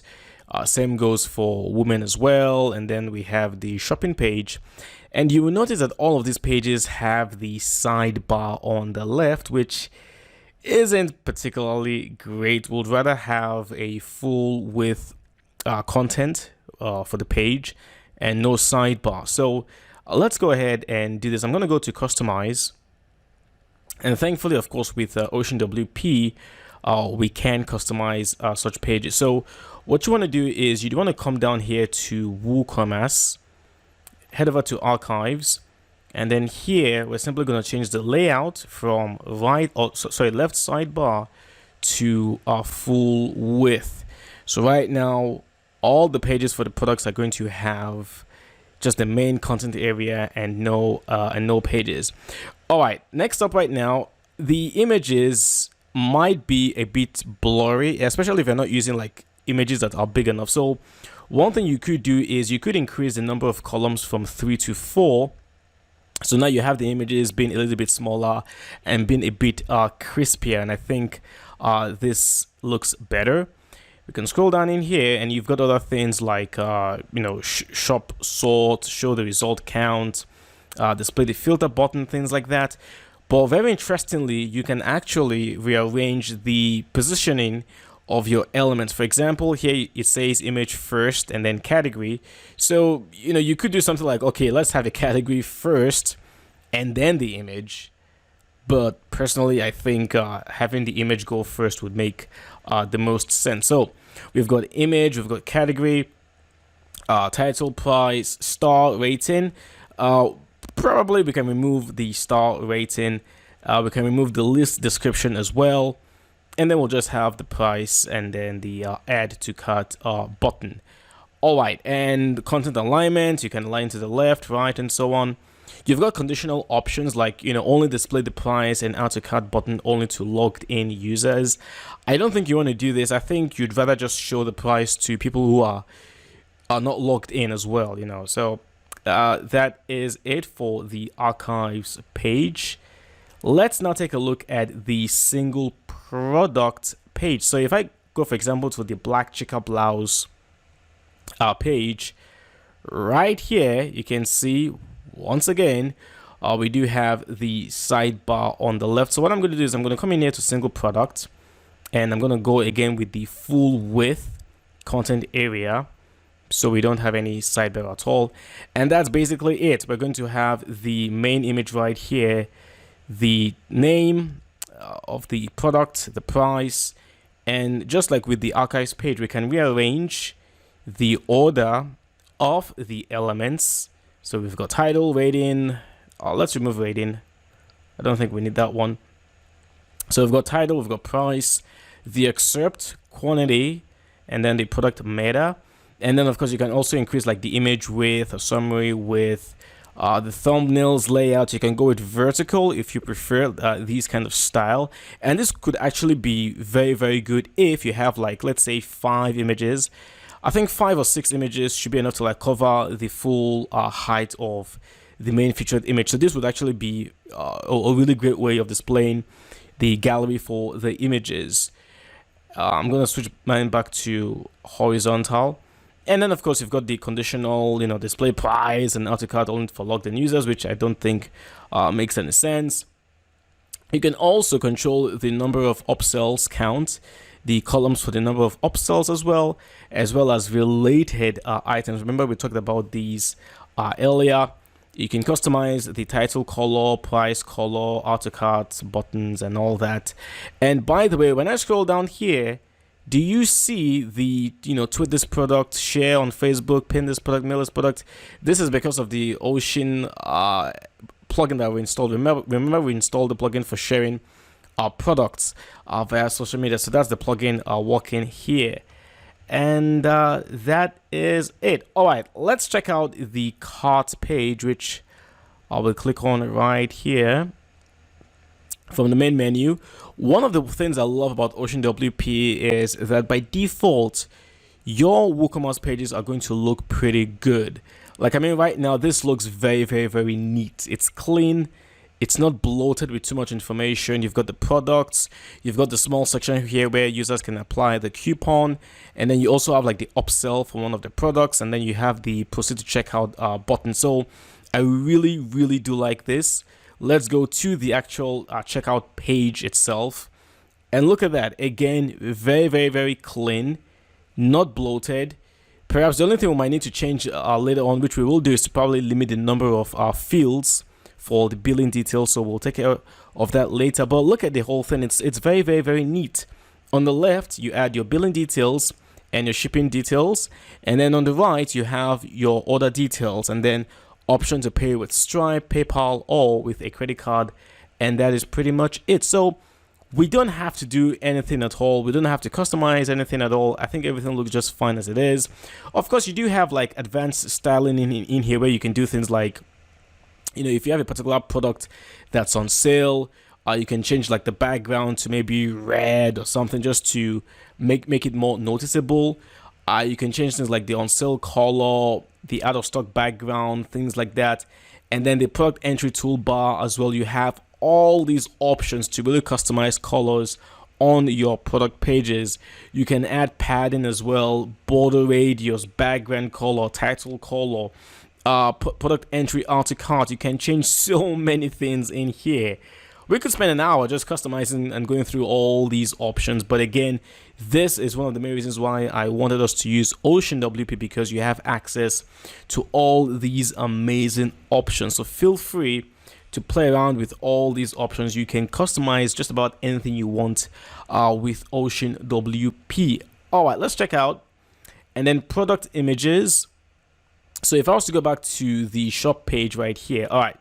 So in here, you can decide to control the main image width from, let's say, 600 pixels to maybe 500, 400. And you can also regulate the thumbnail width as well. Ideally, always make sure that whatever images you're using, make sure they are big enough. Don't use images that are very, very small, because there's a tendency for them to become very, very blurry, especially when you're trying to stretch them to fill the container they are in. And that is pretty much it for the product pages. Let me just mention one thing right here where you have the store notice. This is particularly useful if you're doing things like maybe it's Valentine's Day, or it's Christmas Day, or it's Black Friday sales. You can turn this store notice, and then you can add like the actual advertisement, 30% off on all products. Check the shopping page, things like that. And you can see down here, this is where the notice will be applied or will be shown Basically, that's how to make use of the store notice. And that is pretty much it for customizing our product pages. Thank you for watching. I will see you in the next class. Now that we've customized the product pages, it is time for us to build out the actual home page for our store. And let me give you an example of what we're going to be building real quick. So we're going to build out the first section in here that will have two buttons, shop for him and then shop for her. Each of these would lead to the product categories for males and then females. And then we'll have these two images with our two superstar models, if you will. Let me drag that tab away. Now, we're using Gutenberg, okay? And Gutenberg by default, it's okay, but it's not the best page builder. It needs more help. Now, there are two developers that manufacture add-ons or produce or develop add-ons for Gutenberg. One is the Plus Blocks. The other is Kubely. Now, in the previous version of this course, I actually used Kubely, and it's actually quite nice. But I've decided for a change, and we're going to go with the Plus add-ons. I think the Plus add-ons are maybe slightly better. There are a bit more options for you to customize your blocks. So what I'm going to do is we're going to install the Plus add-ons block for Gutenberg first before we begin to build out the home page. So let's come down here to plugins and click on add new. And of course, I'm going to type in Plus add-ons. Let's search. And there you go. So it's the one right here, Gutenberg blocks, the Plus add-ons for the Gutenberg block editor, install. And then of course, we're going to have to activate the plugin. All right. Now that it's active, you want to come down here to your Plus settings. You'll see it right here. You can go to the welcome page where they say, hey, you know, welcome. This is what you get. This is what's new, blah, blah, blah, blah. But then right here, we have the Plus blocks. All right. What I'll recommend to you is to initially just activate every single element. I know that there are certain elements we're not going to use, and it won't make any sense for us to activate them.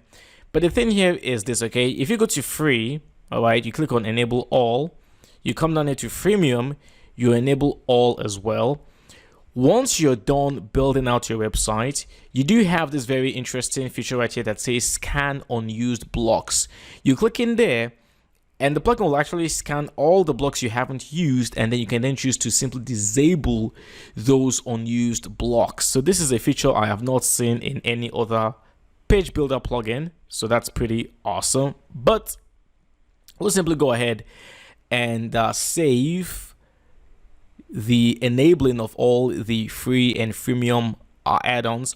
You can see some in here are for the pro version of the plugin. You'll have to buy the pro version in order to make use of those additional add-ons. But we'll talk about this one a bit later. Let's go back now to the actual home page itself.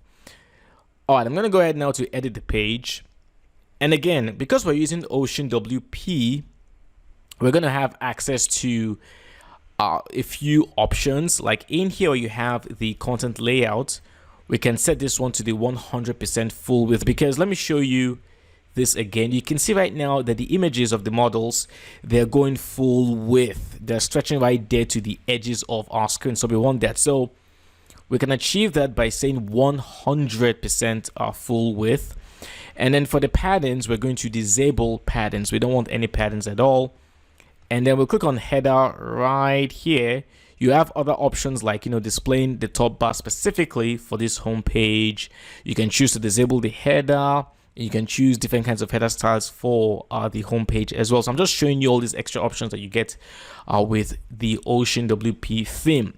All right, one more thing right here, you have title.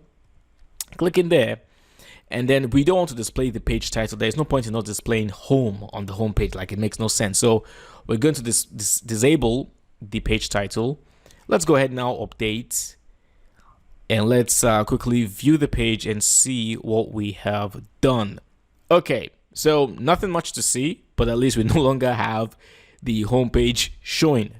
Okay. So first things first here is we are going to add the buttons for shop for him and then shop for her. I'm going to open this in a new tab so we can keep this other tab open and we can just simply refresh to see our changes. Okay, now let's go ahead to click on the plus button in here. I'm going to go to browse all, and then for your plus add-ons, you'll see them right here, the plus add-ons blocks. The first one we're going to add is going to be the role, the plus add-ons role. And we can find that one right here, TP role. I'm going to click in there and we'll choose the 2-column layout. Okay, so for the very first block, we're going to click inside, and then we can go to browse all again, come back down here to our TP rows, and we're looking for the button, the TP button. It's the one right here. So I'm going to click in there. So you do have various styles. You can see the content select style right here.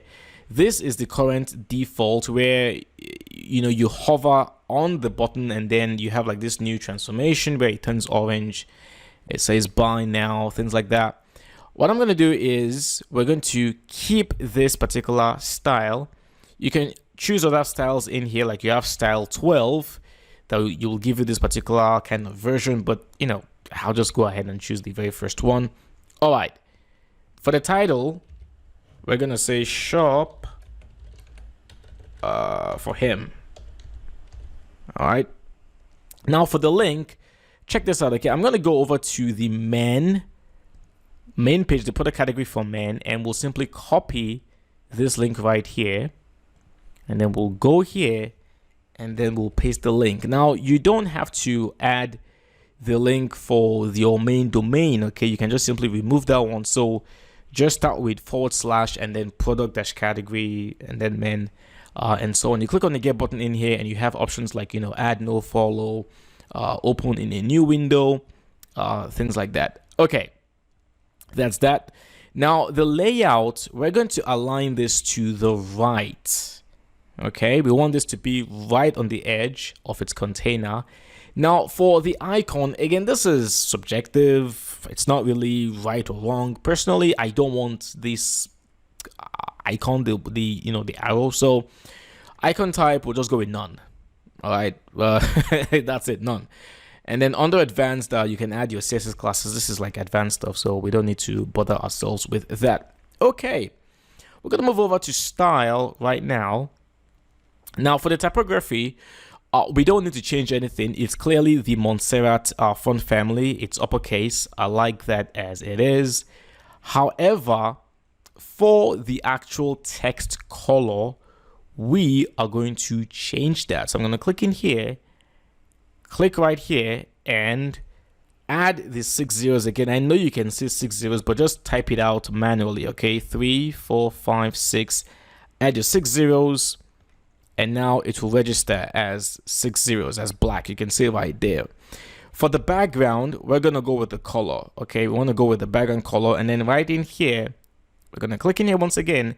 And we're going to go with white. White is going to be 6 Fs. All right. And there it is. All right.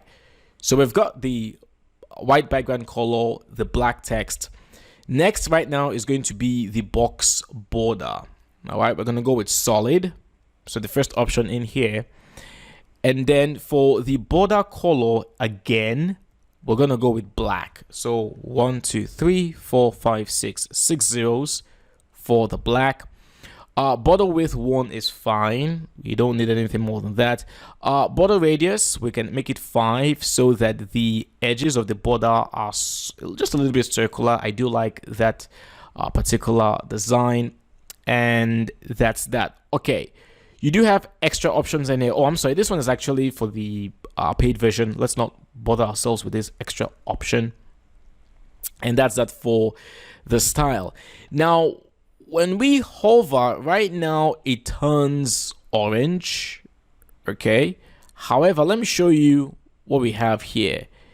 The background should turn black, and then the text should turn white. I think this looks much better. So let's do this. I'm gonna go back in here. Let me close this. Actually, let me keep this page open. I'm gonna go back in here.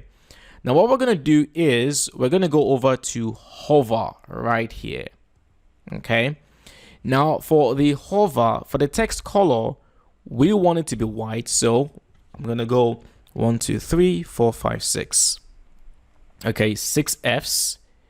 And now when we hover, you can see right now that the text has turned white. And then of course, background, we'll choose color first, and then background color again, 1, 2, 3, 4, 5, 6, 6 zeros. And now you can see we have that effect right there. Okay, we're almost done. Under advanced, this is where you can customize the actual container for the button itself. So for example, background, if I come in here and I choose color, background color of red, you can see right now the entire column holding the button will now have the background of red. So we don't have to bother ourselves with this particular option in here. We're not dealing with that. So we don't need to worry ourselves with the advanced options. Now, since the shop for him and shop for her buttons are very similar, the only difference is the shop for her would lead to the female product categories. All we need to do basically is we're going to clone this button. Okay, so right up here, all right, you can just click, make sure you're clicking inside the column holding the button, not the actual button itself, but just outside right here. You'll see these 3 buttons in here, and then simply click on duplicate. And then now right here you can see the drag option. I'm going to click and then drag that and then drop it inside the second column. So 2 changes we're going to make. First of all, actually a few changes. First of all, we'll change the text in here to shop for her. Sorry, capital letters, shop for her. And then the category right here, we'll change that to women. Okay. And then the layout, we're going to align this one to the right, to the left, sorry. Okay, so it's right next to shop for him, shop for her. And that's it. I'm going to go ahead now, update. And let's go ahead now and view the page. And there you go. So now you can see we've got shop for him and then shop for her. Let me close this other tab in here. All right, so that's it. Next, we're going to have to add the 2 models, the male model and the female model. So let's quickly do that one before we round up this video. It's getting a bit too long. I'm going to go back to edit the page. And what we're going to do is we're going to add another row again. So I'm going to click on the plus button in here. We'll add the row, choose the same 2-column structure, and I'm going to click on plus in here. Now what I'm going to do is we're going to click on browse all. Let's come all the way down here, and what we're looking for is going to be your simple TP image.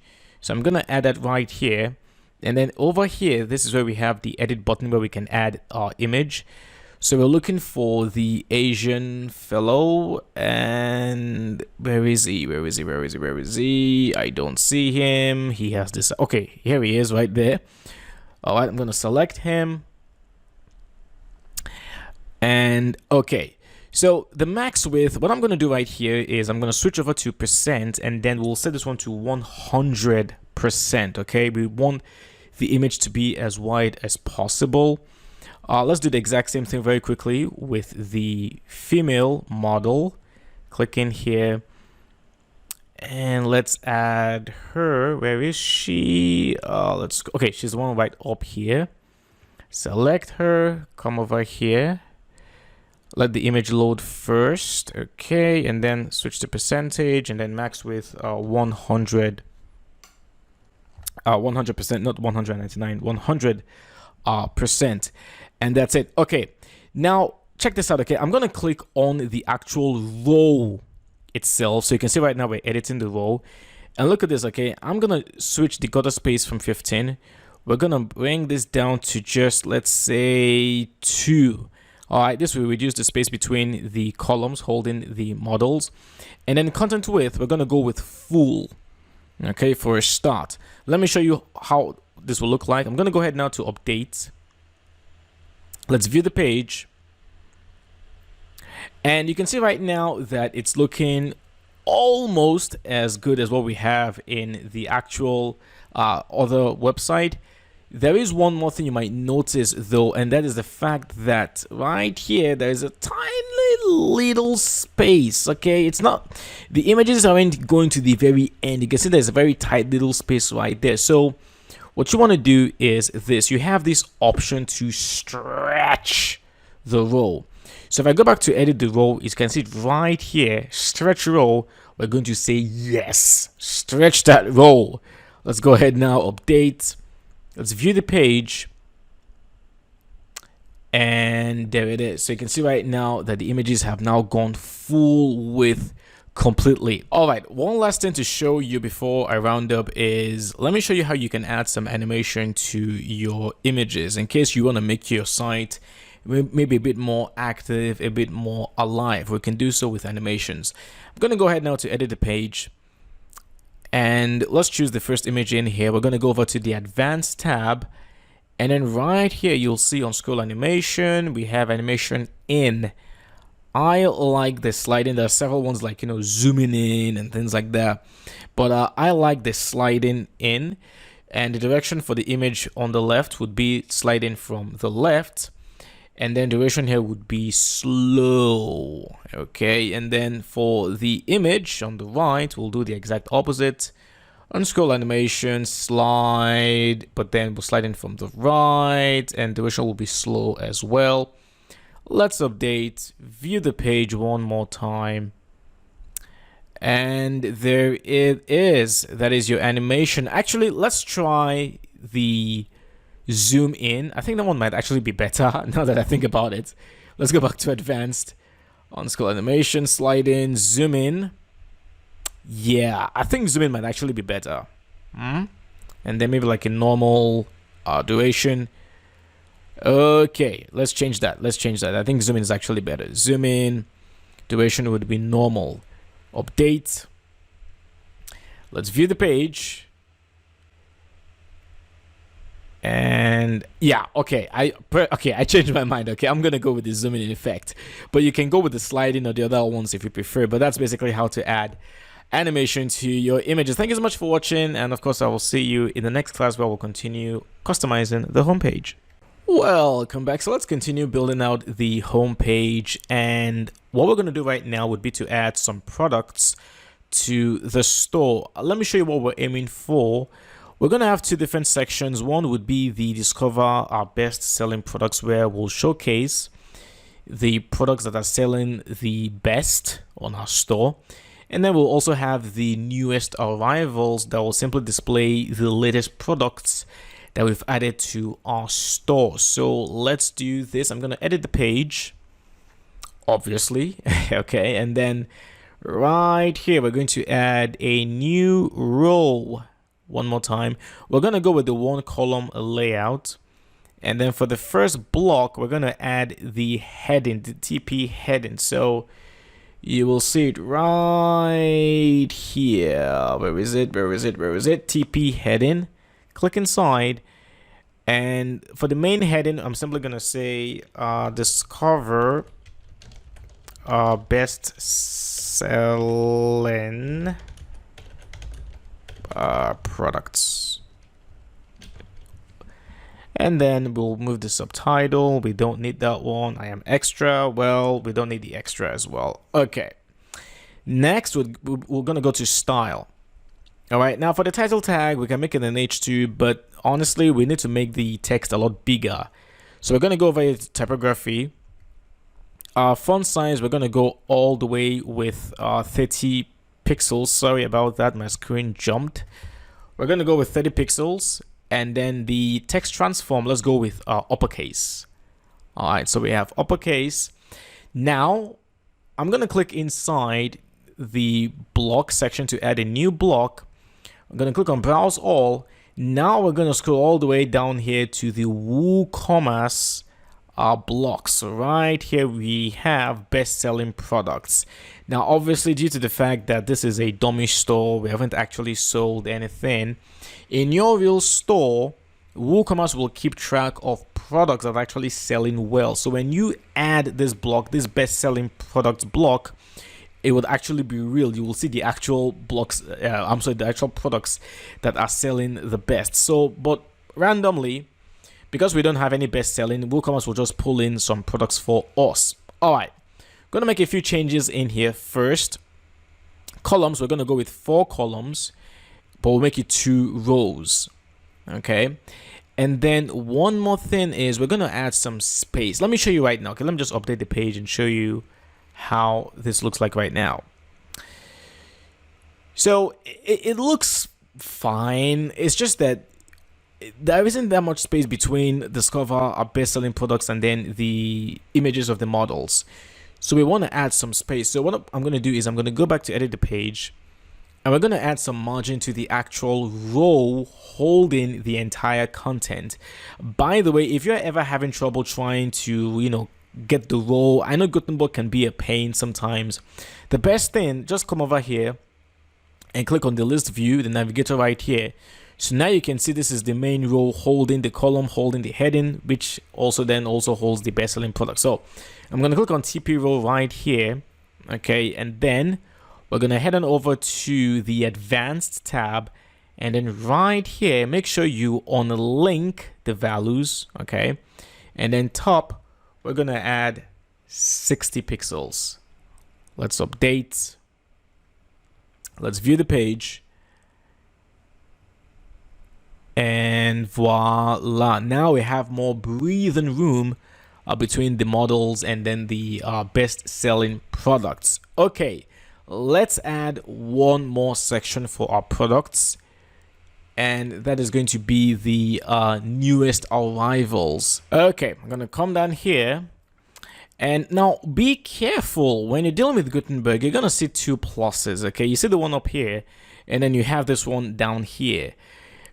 If you choose this one, the first one, whatever new blocks you add will be inside this row holding the discover best-selling products and then the actual block showcasing the best-selling products. But we want to create a separate row for the newest arrival. So I'm going to click down here, the second one, add block, and then right here, I am now going to add the TP row and then choose the 1 column structure one more time. Click inside, choose our heading, and of course this one is going to be newest arrivals. Alright, we don't need a subtitle. Let's remove that and the extra text as well.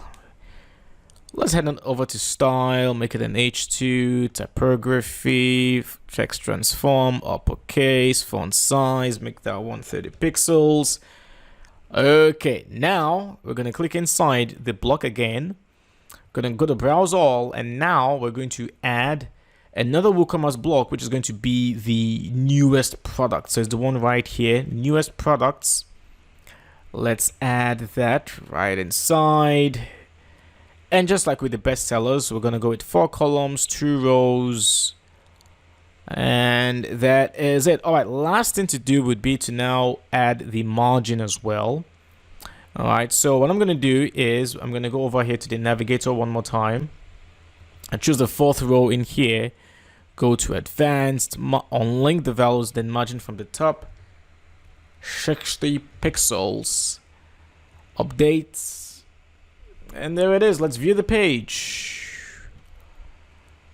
And all right, so best-selling products and then newest arrivals, and there it is. Now I do know that it's very almost kind of similar, the products that we have in the first section and then the second section, but hey, it is what it is. All right, so jump into the next video where we'll now create these very interesting section where we'll have the model in a bra and jeans shorts, and then the summary is here with the button linking to the shop page. I'll see you then.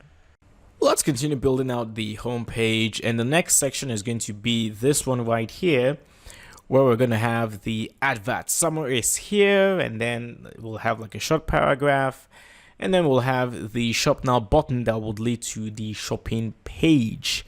One interesting feature about this particular section is that the background image, if you notice, it is static, it's fixed. when you scroll up or you scroll down, the image itself does not move. So I'm going to show you how you can achieve that effect. Okay, let's get the party started. I'm going to edit the page. And we're going to scroll down here. Let's add the new row. All right, we're going to go with the one column. And now check this out. All right, over here to the right, we're going to stretch the row. And we're going to make the content full. The height, we're going to go with a minimum height. And we're going to set this to 600 pixels. Okay, this is just to show the image. All right, so 600 pixels. And now I'm going to go over to style. And then when you have background, I'm going to choose the last option in here for the image. Click on insert. And then we're going to add the image right there. And there it is. All right.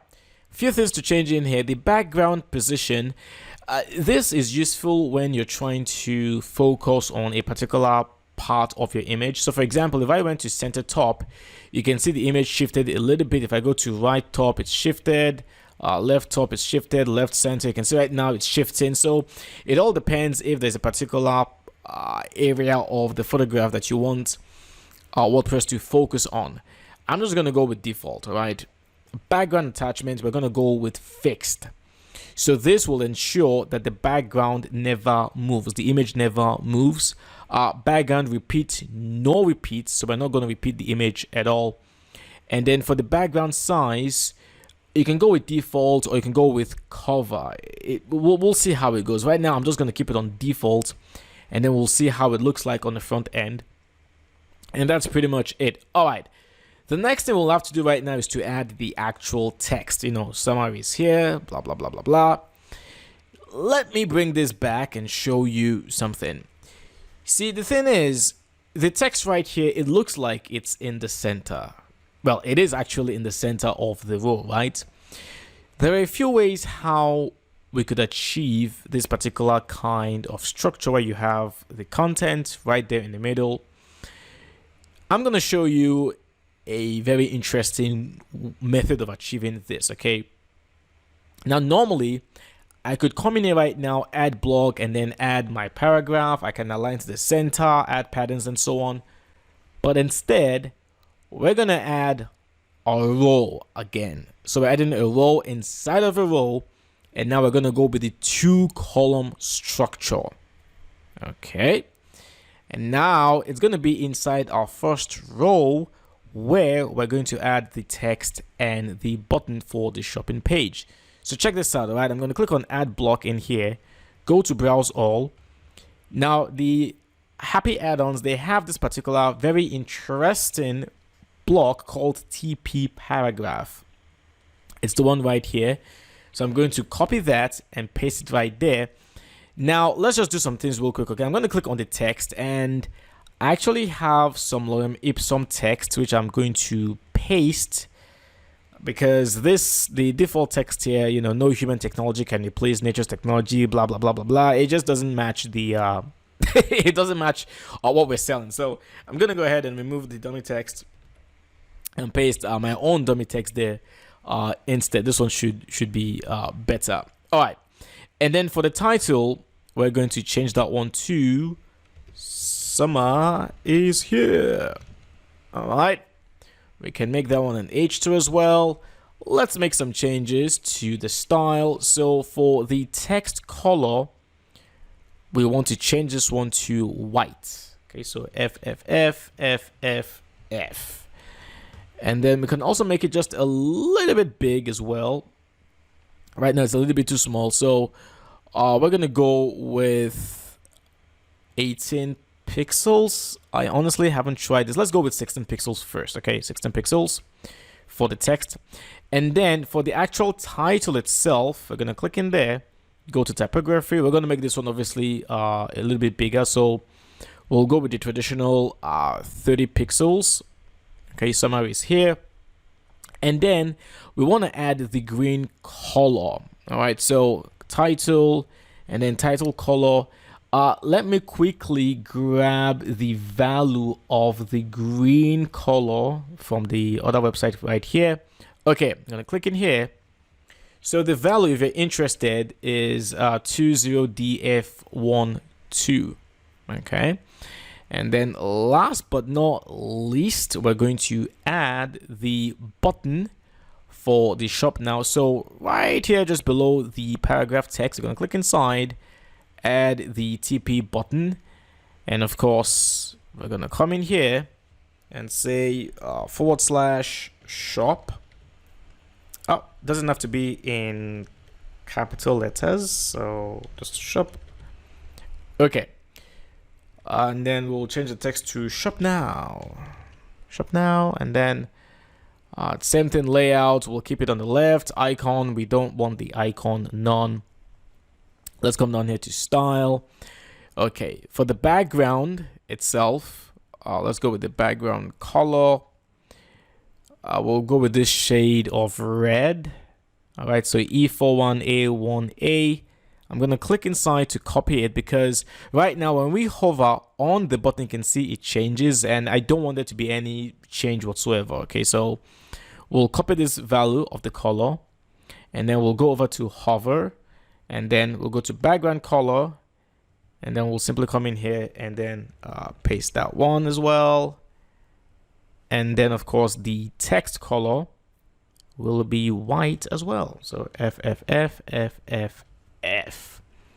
And there it is. Okay, so there is this the border turns orange when you hover on it. I think that's fine. We don't need to change that one. And there it is. All right, I'm gonna go ahead now and update, and let's just see what we have. Version 1, and it is right here. Oh, okay, sorry, we should have shifted this section in between we should put it in the middle between the discover best selling products and then newest arrival. So my apologies for that. Let's do this. So I'm going to click on the row and then I'm just going to come in here and then hit the move up. So right now it is up. I'm going to go right now, update,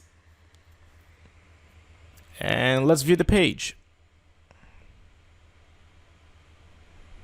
Let's scroll down, and this is what we have. Now, you would notice instantly that even though we've stretched the row, we've set the content to go full width, it's still not occupying the full width, right? So in this kind of scenario, we'll need to do something else, and that will now be to actually change the cover, the size of the image to cover. So let's go to edit page. All right, we're going to go back to the row, go to style, and then right here where it says background size, we're now going to go with cover. So this will make sure that the image will always occupy both the full width and height of the container. Now we can update, and now if you view the page and then we scroll down, and there it is. Now you can see the image going full width and full height. And the image, of course, is fixed. And there it is. And of course, I click on shop now. This should take them to our shopping page. Voila, that is it.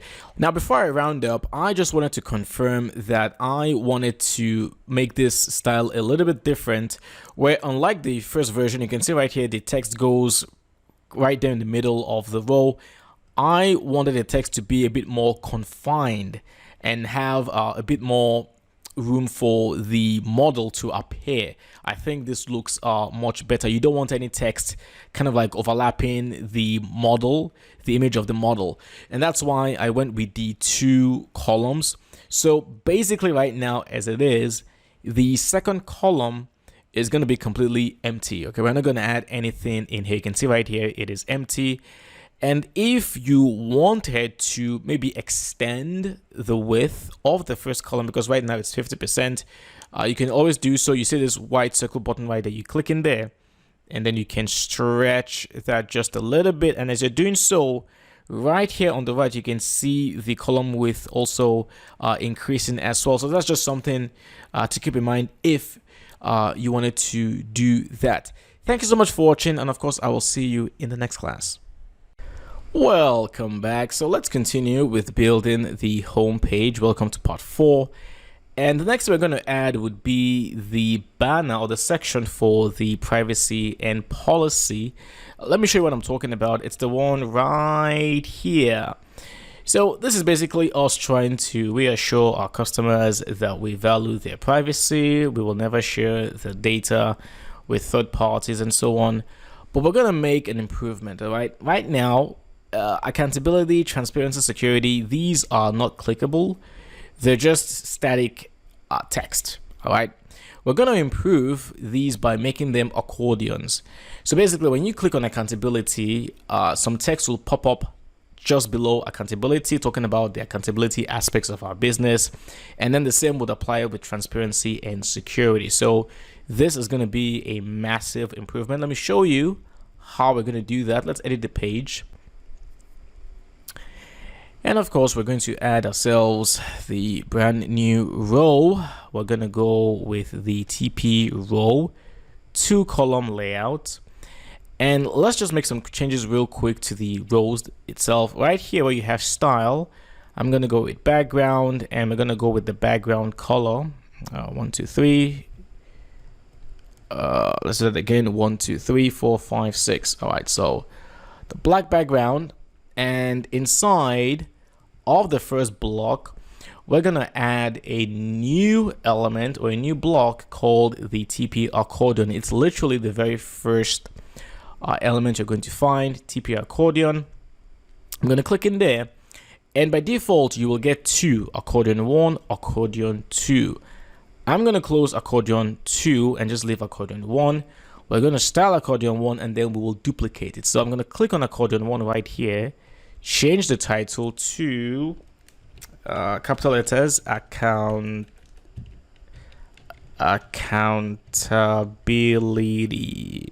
All right.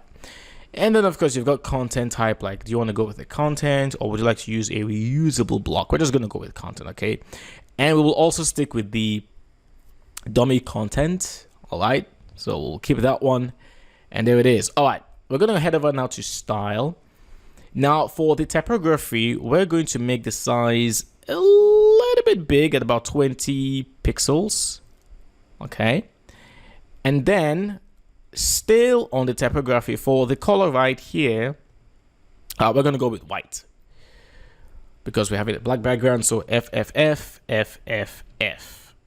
Okay. Now the thing is, let me just show you how this works. When the user clicks on accountability, now, even though you can't see it, you can see some text appear just below accountability, and now you can see accountability has turned white. The text itself is white, and there's also a white background. So let us change that. All right. The first thing I'm going to do right here is I'm going to head over here to active. All right. So active. So the active color again is going to be black. So 1, 2, 3, 4, 5, 6. So that's going to be for the title. And then right here where you have description/content, I'm going to click inside. Let's go to typography. The font size will make this one 18 pixels. Okay. And then for the color, the text color right here, we're going to go with white. FFF. And there it is. So this is how it's going to look like. Accountability not active. You click on accountability. Now the text turns black, and then we'll have our text right there. Actually, let's make a slight change. I think 18 pixels might be a bit too big. So let's go back here to description content, and let's make this one 16 pixels. All right, let's go with 16 pixels. And there it is. All right. So now that we've styled accordion 1, I'm going to go back to layout. And then right here, you'll have this button to duplicate. So we're just going to duplicate and then duplicate one more time. And then all we'll now have to do is to click inside the second accordion and then change the title here to transparency.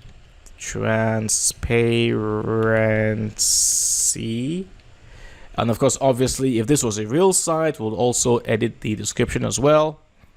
And then accountability, the last one here would be security. And there it is. All right. Then for the second column, we're going to add some text. We're going to go with the TP paragraph. I actually have the text on my opposite screen here. Let me just quickly grab that text. Okay, so the content, we're going to remove that content and then paste ours right there. The title, we don't have a title at all. And we're going to go over here to style and of course typography. Let me check my notes real quick. We do have 18 pixels for the size of the text. So let's go with 18 pixels right there. 18 pixels. And then the text color obviously is going to be white, not pink. F, F, F, F, F, F. Okay, and then last but not least, we're going to have our button. So right here, I'm going to click on add block, TP button, and usual, we're going to change this one to learn more. So learn more. And for the link, this should go to the privacy and policy page. Let me just quickly open this in a new tab real quick, paste and go.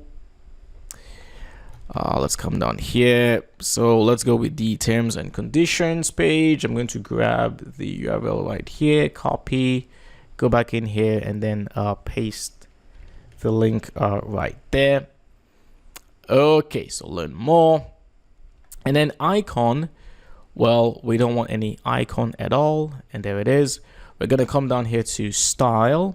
We're going to make some changes with the background color. So for the background color, we're going to go with black. All right, so 0000000. Our border is going to be solid, but then the border color would be white. FFF. And then we can also add some border radius as well. We'll go with the 5 pixels. And if we want to make the, okay, well, this reminds me, now that we're hovering on the learn more button, you can see it turns orange. We don't want that. So we're going to go to hover as well. And then we'll choose the background color to remain black. So one more time, 0000000. And then, of course, the text color should just remain white. So FFF. So there it is. So when you hover on the learn more button, nothing happens. All right. To make the button just a little bit smaller, one thing we could do is we could go to the typography again. And then when you have the line height, we can just bring this down to about 10 pixels. And there you go. So now you can see the button is a bit small. All right. I'm going to go ahead now, update, and let's see what this looks like. Obviously, it's not going to be the finished version just yet. And there it is. Okay, so it's actually almost there. The main issue here, though, is that we don't have enough space, and we need to add some padding. There isn't enough space between like the top text and then the border. So we're going to make use of padding. Let's just check the accordions themselves. You click on accountability, transparency, security. Yeah, the accordions are fine. So all we need to do right now will just be to add some padding. And we can do this by going back to edit page. And then we're going to select the row. All right. So we're going to select the row right there. And we're going to go to advanced and then padding right here. We're going to add padding 60 pixels for the top and then 60 pixels for the bottom. One other thing you could also do is for the stretch row, you can just stretch that out so that here in the back end, you see it going actually full width as well. So let's go back and update. And then let's view the page. We scroll down here. And there it is. Our accordions are working as they should. And there it is. Thank you so much for watching. I will see you in the next class. Alrighty, welcome to building out the contact page. And this is going to be a very, very simple page with just a very simple contact form. I have already gone ahead to install one of the most popular, in my humble opinion, it's actually the best contact form plugin. It's called WP Forms. So please go ahead and install the form. And once you've install the plugin. And once you've activated the plugin, this is the very first page that you will see. So you will also see the tab right here, WP Forms. So you can come in here and click on Add New. All right, and we will have the choice of choosing a template to begin with. So we have like a blank form, a simple contact form, newsletter sign up form, things like that. Let me just name the form here. Oops, sorry about that. Let's go back to Add New. My apologies. All right, I'm going to name the form in here contact form. And what we're going to do is we're going to go with the simple contact form that already has a few fields already built with it. And these fields will of course be, name, email, and then the message. What I like to do though with my forms is rather than having first and last fields, let's just have one single field for the name. So I'm going to click on name right here, and then the format, we're going to go with simple, and there it is. And then for the label, we can just change the label to full name, and there it is. And right here you can see it is required. Email is also required, and then of course the message is also required as well. Under advanced, you can choose the field size to be small, medium, or large. We're going to keep ours on medium. Same goes with the email field as well. It is set to medium. The comment message as well, field size is also set to medium as well. You could decide to limit the length of text if you wanted to, but I'm not going to do that. Now, if you wanted to add additional fields, right? So up here, you'll have the link add fields. I'm going to click in there. Now, the fancy fields and payment fields, these are available only with the paid version, unfortunately, but thankfully we don't actually need any of them. I'm just going to add one more field, which is going to be the single line text field. So I've clicked in there, and then I can click and drag and then drop that just above the comment message. Click on the single line text field again, and then we can change this one to just subject. Okay, and we can also make it required, advanced, make sure it's set to medium, and that's it. That's our contact form. So right here where you have the settings, in here you have your notifications, like, okay, when somebody actually fills out the contact form, what happens? The contents of the form will be sent to the default admin email in here. This would be the default subject line, so you can change this one to, let's say, something like new email from the store or something like that. It's all very, very subjective. It's entirely up to you. And then right here from email, rather than going with the default admin email, that makes no sense. You want the from email to be the email that the user filled in the contact form. So you can click on show smart tags, and right here you simply go with the email field. You see that available fields, just go with email, and now this would be the email of the user that contacted you. Same goes with reply to email address in here as well. Available fields, go with the same field, and that's it. You can customize the email message in here. The default is to show all fields, which is fine, I guess, but we can always modify that. And that's it. All right, so confirmations in here, like, all right, what happens once they have actually filled out the form and they've clicked on send? You have three types. Okay, you can send them a message saying thanks for contacting us, we'll be in touch with you shortly, which is very, very polite and very formal. You can show a page, like a confirmation page that, hey, we got your message, things like that. Or you could simply redirect them to a particular URL. You have all these three options. I'm just going to go with the default message, and there it is. All right, so general, again, in here you can change the form name, the form description, you can add the tags for your form, and then of course the submit button text, submit, and then the submit button processing text, sending, and so on. And there it is. Let me just show you a few more things in here. Under marketing, make sure you save the form first, by the way. On the marketing, this is where you can connect your form with like email platforms, email management platforms like ActiveCampaign and Salesforce and HubSpot. We're not going to cover that, unfortunately, in this particular course. And then payments, unfortunately, this is only available with the paid version of the plugin. And there it is. I'm going to go ahead now, simply hit save. Let's close this. And there it is. Now we're going to go over to the cool store. Let's head on over to the contact page. We're going to edit the page and we're going to add our row as usual. Let's add the TP row. We're going to go with the 1-column layout. And then to add the actual form, there is a block that we can use, and it's called the TP form. It's right here. It's the TP external form styler. I'm going to click on it. And then right here on the right, we're going to choose the WP form and then, of course, the contact form. And that's pretty much it. I'm going to go ahead now and simply update. Let us view the page. And voila, there it is right there. Full name, email, subject, comment, message.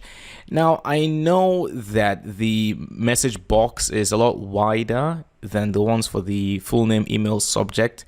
So one thing you could do to make it a little bit smaller is to go to your actual WP forms. Let me show you what I'm talking about. I'm going to go back in here, WP forms, go to all forms, and let's go to the contact form right here. Now I'm going to click on the comment message field and then go to advanced, and then right here, check this out, we've got show layout. So you click in there, and now right here you can restrict or limit the width of the comment area box. So one thing I'm going to do right here is I can go with the 50/50 version, select that layout, and then simply choose the first option in there, and there it is. So now you can see we have this particular class in here. I'm going to go ahead now and save. Now if I go back to the form and I refresh, now you can see it's a lot smaller, okay, than the one for full name, email, subject. So we can go back in here, go back to show layouts, and then maybe we can go with something just a little bit bigger than 50%. So in this case right now, we have this one right here. So I'll choose this one and then choose the first option again. Let's save. And now let's see if that makes any difference. Well, that did not make any difference at all. Let's go back, show layouts. All right, what about this one? This one definitely should be much better, right? This one is definitely a lot wider than 50%. So I'll choose this one, click on save. And now we go back here, we refresh. And now you can see it's just a little bit wider than the one for the full name, email, subject, but nothing too drastic. You can of course be very specific with the width by using CSS if you're into CSS coding, and you can further improve the contact page by you could make this row 2 columns. On one column you'll have the actual contact form, and then on the other column you could have like a short message saying, hey, you want to get in touch with us, fill out the contact form to your left or to your right. Here's a phone number, here's a social media icons and so on. So you can further improve on the contact page if you wanted to. At this point, you definitely do have the necessary skills to do so. So that's it for building out the contact page. Thank you for watching. I will see you in the next class. Alrighty, our store is ready. It is functional. The design is complete. However, it's lacking a little bit of functionality. We need to boost the functionality of the store because as it is right now, the only thing our customers can do is to come in, buy clothes, and pay for them. That's basically all that they can do. So we're going to add a little bit of some functionality to make it a bit more feature rich, if I can put it that way. And there's a few plugins that we're going to work with. The first one here is going to be the checkout field editor. This would allow us to edit the checkout fields on our checkout page and even the shipping page as well to make things a lot easier. You want your checkout process to be as efficient as possible, and with this plugin we'll be able to eliminate unnecessary fields. We will then take a look at how we can work with the Yeeth WooCommerce order and shipment tracking. This would allow your customers or our customers to be able to track the delivery of their items. And of course, this is very, very, very popular. I cannot think of any online store that does not provide this functionality. This is extremely key. Another functionality we're going to add will also be the order delivery date, where our customers will be able to choose the day and even the time when they want their order to be delivered. This isn't quite as common, but it's also a very, very powerful feature. And finally, we'll also take a look at the TI WooCommerce Wishlist plugin. This would allow our customers to make wish lists on our store and also share these wish lists with their friends on social media. So with these 4 plugins, we're going to truly enhance the functionality of our store. Now, of course, there are so many other functionalities that we can add, but because of time, and I don't want to make this tutorial way too long, it's already over 4 hours. I don't want to make it any longer, so I'm just going to cover these 4 main plugins. They're all free. They do have paid versions, but we're only going to cover the free versions. I will be making more tutorials here on YouTube covering different kinds of WooCommerce plugins, so please do subscribe and stay tuned for those. But if you're interested, shameless plug again, I do have a special course covering over 30 different WooCommerce plugins. It's on Udemy, and it's also on my platform, webmonkeyacademy.com. It's called Woo Plugins, a guide to the best plugins for WooCommerce. And you can see a few of them right here. I cover different types under products and orders. We have prices and checkout cart customization plugins, like, you can create gift cards, WooCommerce bulk discount, cart abandonment plugin, and so on. I cover all of these, shipping and invoices, and even design and functionality. So I have lots of plugins that I discuss in the course. Of course, if you're interested, I'll have the links to the course in the description box below. But without wasting any more time, let's now jump into improving the functionality of our store. Alrighty, let's talk some functionality. And the first thing we're going to do would be to edit the checkout fields on our checkout page. Let me show you the default page as it is right now. There are 2 fields that are bogus, that are completely unnecessary. One is the company name field, and the second is the phone number field as well. There is no reason for your customers to fill out these 2 fields.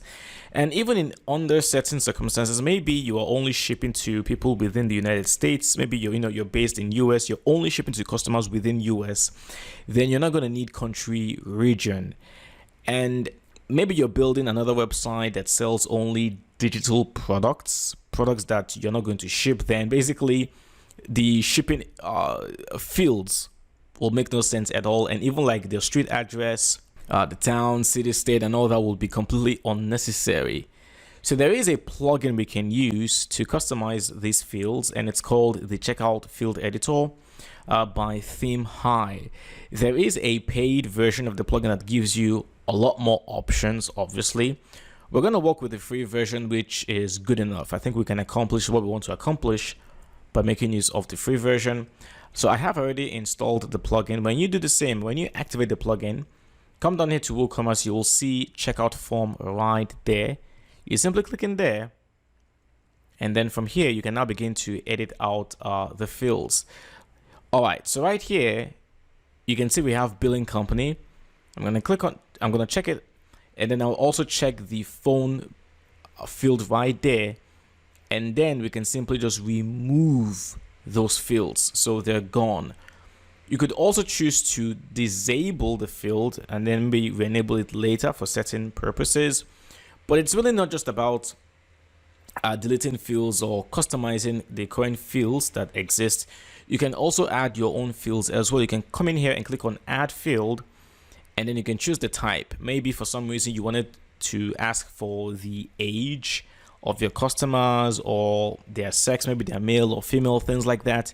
You do have the option to add your own custom fields right here. So you just simply choose the field, you provide the name of the field, and then you determine whether it's required and things like that, and then also whether you want to display that particular field in the email and order detail pages as well. So that's it for the 2 fields. I'm going to go ahead now, save my changes.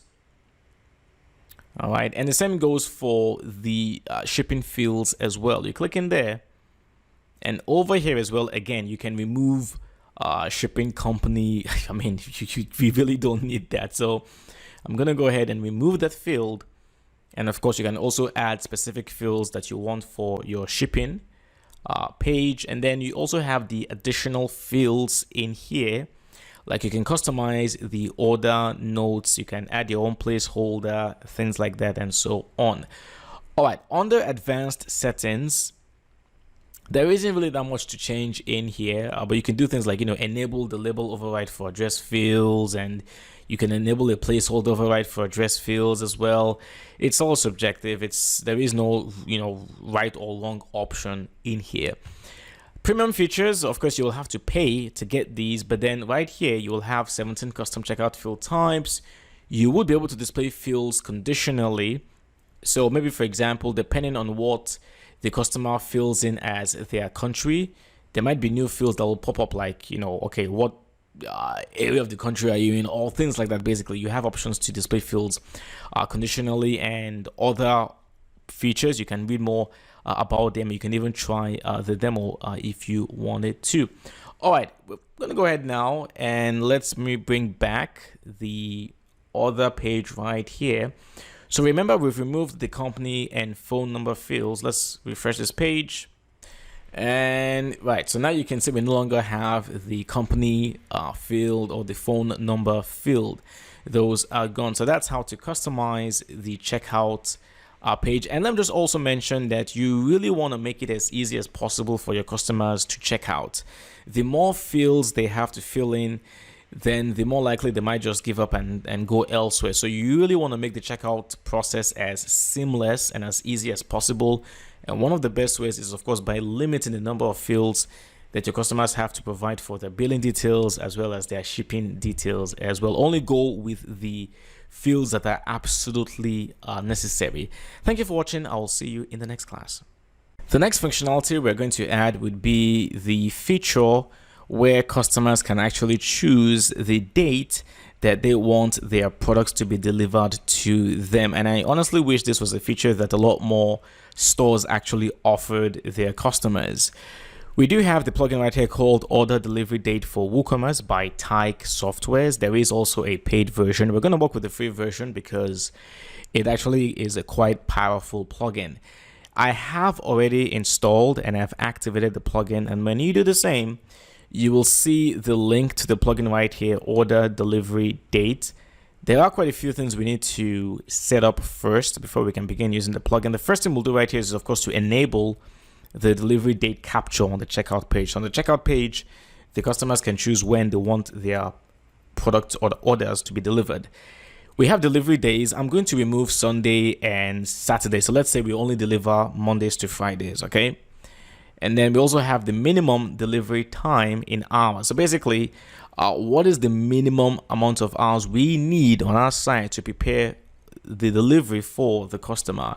I'm going to go with 48 hours, so basically 2 days. And then we can also provide the number of dates that the customers can choose. The default is 30 days, which is a month, which is, I think, reasonable.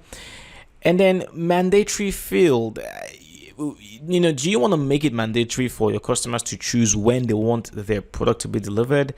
Personally, I don't think this is a good idea. It kind of puts the pressure on them to say, hey, now you have to tell us when you want your order to be delivered. And I don't think that's a good idea. So I'll just keep this field unchecked. And then you can do things like add the number of maximum order deliveries per day. Personally, I'll keep this one blank. And now you have this very interesting option in here that honestly took me a few minutes to actually properly understand. It says, apply minimum delivery time for non-working weekdays. Remember that we have said we don't work Saturdays and Sundays. We don't deliver on Saturdays and Sundays. And we also need a minimum delivery time, which is 2 days, in order for us to prepare for your delivery. So here's the thing, right? If you leave this box unchecked and the customer on Friday makes an order, the order should be ready to deliver by the end of Tuesday, because the first 24 hours would be technically Friday to Monday, and then Monday to Tuesday. That would be the next 24 hours. So Tuesday would be late Tuesday, basically, will be when we would be ready to ship the order. However, if you select this option, instead of the delivery date now being Tuesday, it will now be on Sunday, because now we're also counting Saturday and Sunday as the time we're going to need to prepare for the delivery. I hope that makes sense. So I'm going to go ahead and uncheck this box because we don't prepare for deliveries on the weekends. We don't deliver on the weekends, so we'll keep the box on check in there. All right, and there it is. I'm going to go ahead and save the settings. And there are a few other settings in here, like specific delivery dates, time settings. Unfortunately, these are only available with the paid version of the plugin. So you can choose specific delivery dates that you're sure you can deliver the products, and then also time settings as well, where the customer can choose a specific time, things like that. Holidays, you can create a holiday and say, hey, there's going to be this holiday, we will not be able to deliver on this particular date, so things like that. And of course, appearance, you can configure things like the calendar language, your time format, your placeholder texts, and so on. And then time slot. Personally, I've never used this before, but you can actually enable a time slot capture, where not only will your customer be able to choose the day they want their order to be delivered, but they'll be able to choose the time. So how this works here is you come in here, you click on add individual time slot, and then for weekdays you can say, okay, on Mondays we deliver between let's say let me just scroll down here, between 9 a.m. to 6 p.m. All right, so then we can also add like the maximum order deliveries, things like that. And that's pretty much how this would work. If you wanted to offer this particular option, I don't know too many stores or too many people that would want to offer this option, because it's very, very, very specific, and you would basically need to guarantee the customer that they'll be able to receive their order on that particular time slot. But if you wanted to do so, this is how you would do it. And then, of course, finally, we have the additional settings in here, like, display the delivery date on the WooCommerce orders page. Yes, enable default setting for orders. We can, decide whether you want to take this box or not. And then you can also disable delivery date and time slots for virtual products and featured products and so on and so forth. All right, that's basically it. I'm going to go ahead, save the settings, and let's see how this would actually work. Let me bring our browser in here. So I'm a customer. I want to buy the Hermano jeans. Okay, I'm going to click in there. Let's add to the cart. Let's view the cart, and then let's proceed to checkout. And then right down here, you see we have down delivery date optional. So the customer can now click inside, and you can then see, from Monday 11th July all the way to August 19th, which is a Friday. And of course, we don't work on Sundays and Mondays. So you can see the customer can decide, hey, deliver the product 3rd of August 2022, and that's basically how the plugin works. And of course, you on your end, you would see the delivery date that's been attached to your order, or to the order of the customer. Thank you for watching, and of course, I will see you in the next class. One feature that is very, very vital for your store would be to provide the functionality where customers can actually track their orders. This is very, very standard, and it will be weird if your customers cannot track the delivery of the products they've ordered for from your store. Thankfully, we do have a plugin by Yeath, which is the WooCommerce order and shipment tracking plugin. As always, there is a paid version, but the free version is decent, and that's what we're going to work with. I have already installed and I have activated the plugin. Before we actually work with the plugin, let me just show you the default view right now. This is our good friend David Scott, who has bought, I believe he bought the blazer, right? So he bought the cool blazer. But the thing about David Scott is that this is his account, and he cannot track the delivery of this particular product. All he can do is just view what he has paid for, But that's it. So we want to give David the ability to track his order. So let me drag that away. Let's go over here to the back end. Where you install and you activate the plugin by Youth, you will see the Youth tab right here. You come in here, click on Order and Shipment Tracking, and it's actually a relatively simple plugin to work with. Right here, since we're not working with the paid version right here, when you click on Careers right here, you will be able to choose the carriers that you work with the most. Maybe it's FedEx or DHL or USPS or wherever you are. And I believe you have access to like hundreds of different carriers right here, but it's the free version. That's okay. I'm going to go with my default carrier to be DHL. Okay, so let's say we work with DHL quite a lot, so I'm going to go with DHL. And then you have the user options in here, the text to show in the order display, order details page. This is the default. Your order has been picked up by the carrier name on the pickup date, and your tracking code is then, the tracking code live tracking on the carrier link. I'll show you how this works in just a moment. We'll keep the default text, and then right here, we can choose where you want to display this. Do you want to display before the products list or after? I prefer after, but you can go with top if you prefer. I'm going to save the options. Okay, so now check this out. Okay, I'm going to go over now to my orders. Okay, remember David Scott, he's just bought the cool blazer. We see it right here, David Scott. I'm going to click inside, and because we now have the plugin configured right here, once DHL has actually picked up the order or we've sent it via DHL, we will come in here, turn these on, and now from here we can add the tracking code. So I can say something like DHL 9645TR23, just something random, right? And then I will add the carrier name as DHL. The pickup date was 7th of July, and then I can add the actual link to DHL where the customer will be able to view the tracking page. I'm just going to add hashtag because we don't have an actual link. Okay, so now I'm going to go ahead now and update. Okay, so David, if we go back to David's page right here and we go to his orders, now because we have activated the tracking code, now you see David has access to the tracking link right here, and it says your order has been picked up by DHL on 7th of July. Your tracking code is this, live tracking on. And now when David clicks on this link here, track, this would have taken him to the DHL page where he can now see the actual live delivery progress. And that's basically how the plugin works. So that's it for adding the order and shipment tracking.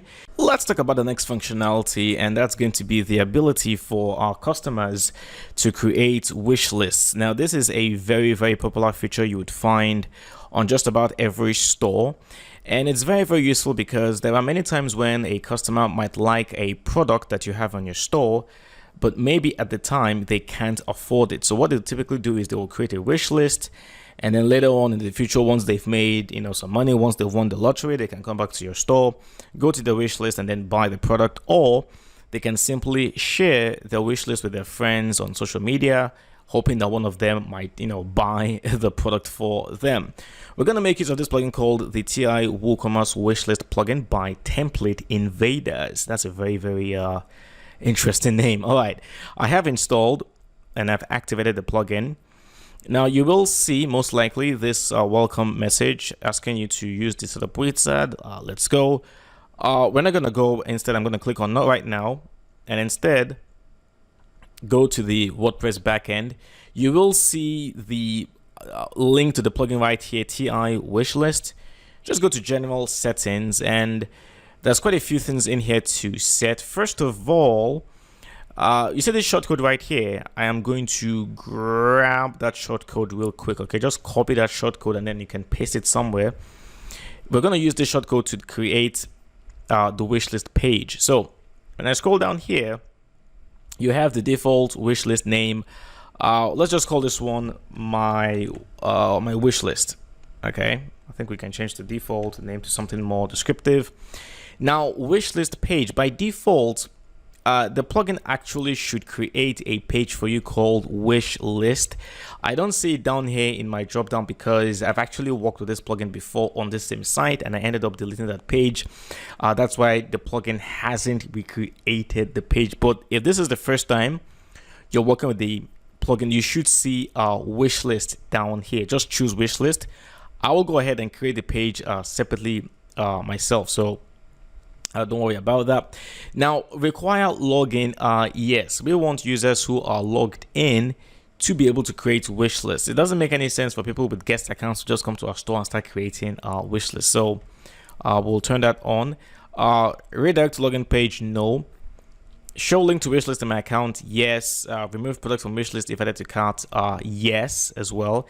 If they're going to add a product and a wishlist to the cart, that means they intend to buy the product. Henceforth, it's no longer on their wish list. And that's it. Most of the default settings in here, I will just leave them.